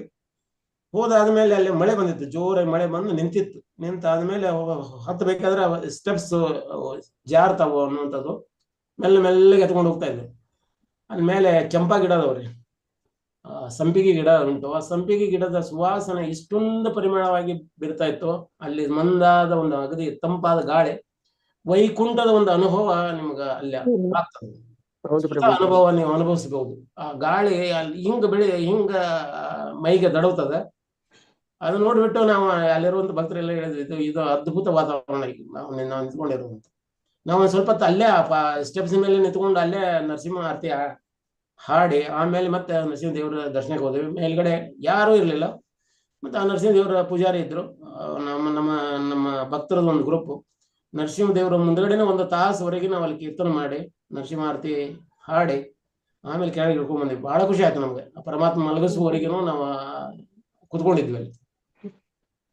ಈ ರೀತಿ ಸಿಗ್ಬೇಕಾದ್ರೆ ಒಂದು ಚಾನ್ಸ್, ಅದು ಒಂದು ಜೀವನದಾಗ ಒಂದು ಚಾನ್ಸ್ ಸಿಗ್ತಾವ. ದಯವಿಟ್ಟು ಅದ್ ಮಿಸ್ ಮಾಡ್ಕೋಬೇಡಿ. ಅನೇಕ ಜಾಗಕ್ಕೆ ನಾವು ಹೋಗ್ತೇವೆ, ಬೇರೆ ಬೇರೆ ರೀತಿ ಟೂರ್ ಮಾಡ್ಲಿಕ್ಕೆ ಹೋಗ್ತೇವೆ, ಬೇರೆ ಏನೋ ನೋಡ್ಲಿಕ್ಕೆ ಹೋಗ್ತೇವೆ. ಭಕ್ತರ ಜೊತೆಗೆ ಹೋಗ್ಬೇಕು. ಭಕ್ತರ ಜೊತೆಗೆ ಹೋಗೋದ್ರಿಂದ ರಸ ಸಿಗ್ತದೆ. ಯಾಕಂದ್ರೆ ಭಕ್ತರು ಆ ಜಾಗದ ಕಥೆಯನ್ನ ವಿವರಣೆ ಮಾಡ್ತಾರೆ, ಧಾಮದ ದರ್ಶನ ಮಾಡಿಸ್ತಾರೆ. ಅಲ್ಲಿ ಕತೆ ಕೇಳಿ ನಾವು ಅದಕ್ಕೆ ಕಣ್ಣಿನಿಂದ ನೋಡಬಾರ್ದು, ನಾವು ಕಿವಿಯಿಂದ ಕೇಳ್ಬೇಕು. ಅವಾಗ ಕೇಳಿದಾಗ ಮಾತ್ರ ಪರಮಾತ್ಮನ ಒಂದು ದರ್ಶನ ಮಾಡ್ಲಿಕ್ಕೆ ಆಗ್ತದೆ ಅನ್ನುವಂಥದ್ದು ಒಂದು ಉಲ್ಲೇಖ. ದಯವಿಟ್ಟು ನೀವು ಹೋಗುವಂತ ಇಚ್ಛೆ ಇಟ್ಕೊಂಡಿದ್ರಿ, ಪ್ಲೀಸ್ ಈ ಸರಿ ಯಾತ್ರೆಯನ್ನ ಕಂಡಕ್ಟ್ ಮಾಡ್ತಾರ ಅಂತ ಪ್ರಭುಜಿ ಹೇಳ್ತಾ ಇದ್ರು. ಕಂಡಕ್ಟ್ ಮಾಡಿದ್ರೆ ನೀವು ದಯವಿಟ್ಟು ಹೆಸರು ಮೊದಲೇ ಕೊಟ್ಕೊಳ್ಳಿ. ಲಿಮಿಟೆಡ್ ಸೀಟ್ ಇರ್ಬೋದು. ಇಲ್ಲಿಂದ ಸಮೀಪನೂ ಆಗ್ತದೆ, ಇಲ್ಲಿ ಮಂಗಳೂರು ಏರಿಯಾದೊಳಗೆ ಇದ್ದವ್ರಾದ್ರೆ ನಿಮ್ಗೆ, ಅಥವಾ ಇನ್ನು ನಮ್ಮ ಕರ್ನಾಟಕದ ಯಾವುದೇ ಭಾಗದಲ್ಲಿ ಇದ್ರೂ ಕೂಡ ಆ ಕಡೆಯಿಂದ ಇಲ್ಲಿ ನಾವು ತಲುಪಬಹುದು. ಎಲ್ಲ ಈಗಿನ ಬಸ್ ಫೆಸಿಲಿಟಿ ಉಂಟು, ಟ್ರೈನ್ ಫೆಸಿಲಿಟಿ ಉಂಟು, ಹೋಗ್ಲಿಕ್ಕೆ ಆಗ್ತದೆ. ಇಲ್ಲ ನಿಮ್ಮ ಓನ್ ವೆಹಿಕಲ್ ಮೂಲಕ ಬರ್ಬೋದು. ಆದ್ರೆ ಭಕ್ತರ ಒಂದು ಗ್ರೂಪ್ನೊಳಗ ಹೋಗ್ಬೇಕು. ನಾವು ಹಿಂಡಿನೊಳಗಿದ್ರೆ ಮಾತ್ರ ಸುರಕ್ಷತೆ. ಈಗ ಚಿಗರೆ ಅಥವಾ ಜಿಂಕೆ ಅನ್ನೋದಿರ್ತದಲ್ಲ, ಅದು ಹಿಂಡಿನೊಳಗೆ ಇರ್ತದೆ. ಆ ಜೂಂಡಿನೊಳಗೆ ಇದ್ರೆ ಅದು ಸುರಕ್ಷತೆ ಇರ್ತದೆ. ಆ ಜೂಂಡಿನಿಂದ ಯಾವ್ದು ಚಿಂಕೆ ಹೊರಗೆ ಬರ್ತದ, ಹುಲಿ ತಿಂದು ಹಾಕಿಬಿಡ್ತದ. ಅದು ಹುಲಿ ಅಥವಾ ಸಿಂಹ ತಿಂದಾಗ್ತದೆ. ಹಂಗ ಮಾಯಿ ಅನ್ನುವಂಥದ್ದು ಏನೈತಲ್ಲ, ಯಾವಾಗ ಆ ಗ್ರೂಪ್ನಿಂದ ಹೊರಗೆ ಬರ್ತೇವೆ, ಹೊರಗಿರ್ತೇವೆ, ಅದು ನಮ್ಮ ಮೇಲೆ ಅಟ್ಯಾಕ್ ಮಾಡ್ತದೆ ಅಂತ. ಅದಕ್ಕೆ ನಾವು ಭಕ್ತರ ಒಂದು ಗ್ರೂಪ್ನೊಳಗ ನಾವು ಹೋಗ್ಲಿಕ್ಕೆ ಪ್ರಯತ್ನ. ಎಷ್ಟೇ ಮತಭೇದಗಳು ಇರ್ಬೋದು, ಮತಭೇದಗಳು ಇದ್ದೇ ಇರ್ತಾವು. ಮತಭೇದಗಳು ಇರುವುದೇ ನಮ್ಮ ಈಗ ದ್ವೈತ ಸಿದ್ಧಾಂತ ಏನ್ ಹೇಳ್ತದೆ, ನಮ್ಮ ಸಿದ್ಧಾಂತ ಏನ್ ಹೇಳ್ತದೆ, ಒಂದೇ ಅಲ್ಲ, ಬೇರೆ ಬೇರೆ ಆಗಿರ್ತದಂತ, ಬೇರೆ ಬೇರೆ ರೂಪದೊಳಗೆ. ಈಗ ಈ ಸಾರು ಮಾಡ್ಲಿಕ್ಕೆ ಅನೇಕ ಮಂದಿಗೆ ನಾವು ಸಾರು ಅಥವಾ ಸಾಂಬಾರ್ ಮಾಡ್ಲಿಕ್ಕೆ ಕೊಟ್ರೆ ಬೇರೆ ಬೇರೆ ಫ್ಲೇವರ್ ಬರ್ತದೆ. ಪ್ರತಿಯೊಬ್ಬರದ್ದು ಫ್ಲೇವರ್ ಬೇರೆ ಬೇರೆ ಇರ್ತದೆ, ಎಲ್ಲವೂ ಒಂದೇ ಆಗುದಿಲ್ಲ. ಯಾಕಂದ್ರೆ ಬೇರೆ ಬೇರೆಯವರ ಒಂದು ಹದ ಅಥವಾ ಮಸಾಲೆ ಮಾಡುವಂತ ವಿಧಾನ, ಅದರ ಮೇಲೆ ಅದರ ಫ್ಲೇವರ್ ಚೇಂಜ್ ಆಗ್ತಾ ಹೋಗ್ತದೆ. ಹಂಗ ಯಾವುದೇ ಫ್ಲೇವರ್ ಚೇಂಜ್ ಆದ್ರೂ ಕೂಡ ಭಗವಾನನಿಗೆ ಅರ್ಪಣ ಅಂದ್ರೆ ಅದು ಪ್ರಸಾದ.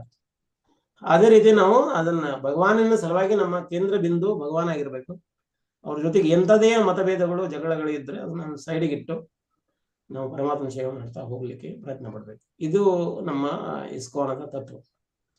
ದಯವಿಟ್ಟು ನೀವು ಏನೇ ಇರಲಿ ಆ ಜಾಗಕ್ಕೆ ಹೋಗಿ ಭಕ್ತೃತ್ರು ಅದರ ಮಹಿಮೆಯನ್ನ ಕೇಳಿಸಿಕೊಂಡು ಪಾವನರಾಗಬೇಕು ಅಂತ ಒಂದು ಚಾನ್ಸ್ ಈಗ ನಮ್ಗೆ ಸಿಕ್ಕಿದೆ. ಮತ್ತೆ ಹೊಳ್ಳಿ ನಾವು ಈಗ ಧೀರೆ ಧೀರೆ ಧೀರೆ ಆಯುಷ್ ಮುಗಿದು ಹೋಗ್ತದೆ, ಹೋಗ್ಲಿಕ್ಕೆ ಆಗುದಿಲ್ಲ. ಹಣದ ಪ್ರಾಬ್ಲಮ್ ಇರ್ತದೆ, ಅಥವಾ ಇನ್ನಿತರೆ ಶಾರೀರಿಕ ಪ್ರಾಬ್ಲಮ್ ಇರ್ತದೆ, ಇನ್ನಿತರೆ ಏನೋ ಪ್ರಾಬ್ಲಮ್ನಿಂದ ನಾವು ಮಿಸ್ ಔಟ್ ಆಗಿ ಹೋಗ್ಬಿಡ್ತೈತಿ. ಮತ್ತೆ ನಾವು ಮಾಡ್ಲಿಕ್ಕೆ ಆಗುದಿಲ್ಲ, ನೋಡ್ಲಿಕ್ಕೆ ಆಗುದಿಲ್ಲ. ನಾವು ಅನ್ಕೊಂಡಿದ್ವಿ ನಮ್ಮ ತಾಯಿಯವರಿಗೆ ದೀಕ್ಷೆ ಮಾಡಿಸ್ಬೇಕು, ಅವ್ರನ್ನೆಲ್ಲ ಧಾಮ ದರ್ಶನ ಮಾಡ್ಬೇಕು ಅನ್ಕೊಂಡಿದ್ವಿ. ಕೋವಿಡ್ ಒಳಗೆ ಅವ್ರು ತೀರಿ ಹೋಗ್ಬಿಟ್ರು, ಮಾಡ್ಲಿಕ್ಕೆ ಆಗ್ಲಿಲ್ಲ. ಅದಕ್ಕೆ ನೀವು ಏನ್ ಅನ್ಕೊಂಡಿದ್ರಿ ಅದನ್ನ ಮಾಡ್ಲಿಕ್ಕೆ ಪ್ರಯತ್ನ ಪಡಿ. ಇಲ್ಲಾಂದ್ರೆ ಆಯುಷ್ ಯಾವಾಗಾದ್ರೂ ನಮ್ ಖತಮ್ ಆಗೋದು. ಆ ಟೈಮ್ ಹೋದ್ಮೇಲೆ ನಾವ್ ಏನ್ ಮಾಡ್ಲಿಕ್ಕೆ ಆಗೋದು. ಹರೇ ಕೃಷ್ಣ. ಹರೇ ಕೃಷ್ಣ ಪ್ರಭುಜಿ. ಹರೇ ಕೃಷ್ಣ. ಹರೇ ಕೃಷ್ಣ. ಹರೇ ಕೃಷ್ಣ. ಹರೇ ಕೃಷ್ಣ. ಹರೇ ಹರೇ ಕೃಷ್ಣ. ಕೃಷ್ಣ ಪ್ರಭುಜಿ, ಧನ್ಯವಾದಗಳು ಪ್ರಭುಜಿ. ಧನ್ಯವಾದಗಳು. ದಂಡೋತ್ ಪ್ರಣಾಮ ಪ್ರಭುಜಿ. ಹರೇ ಕೃಷ್ಣ. ಹರೇ ಕೃಷ್ಣ ಪ್ರಭುಜಿ, ಧನ್ಯವಾದಗಳು. ಹರೇ ಕೃಷ್ಣ. ಧನ್ಯವಾದಗಳು ಪ್ರಭುಜಿ. ಹರೇ ಕೃಷ್ಣ. ಹರೇ ಕೃಷ್ಣ. ಹರೇ ಕೃಷ್ಣ ಪ್ರಭುಜಿ ಧನ್ಯವಾದಗಳು ಪ್ರಭುಜಿ. ಕೃಪಾ ಸಿಂಧುಭ್ಯೋ ಚ ಪತಿತಾನಾಂ ಪಾವನೇಭ್ಯೋ ವೈಷ್ಣವೇಭ್ಯೋ ನಮಃ. ಅನಂತ ಕೋಟಿ ವೈಷ್ಣವ ವೃಂದ ಕಿ ಜಯ. ವೈಷ್ಣವ ಠಾಕೂರ್ ಕಿ ಜಯ. ಹರೇ ಕೃಷ್ಣ ಪ್ರಭುಜಿ, ಹರೇ ಕೃಷ್ಣ. ಬರೋವಾರ ಮತ್ತೆ ಕಂಟಿನ್ಯೂ ಮಾಡೋಣ ಪ್ರಭುಜಿ ಅವ್ರದ್ದು ಮೇಲುಕೋಟೆ ಬೈರಮುಂಡಿ. ಹರೇ ಕೃಷ್ಣ ಪ್ರಭುಜಿ ಧನ್ಯವಾದ. ಹರೇ ಕೃಷ್ಣ.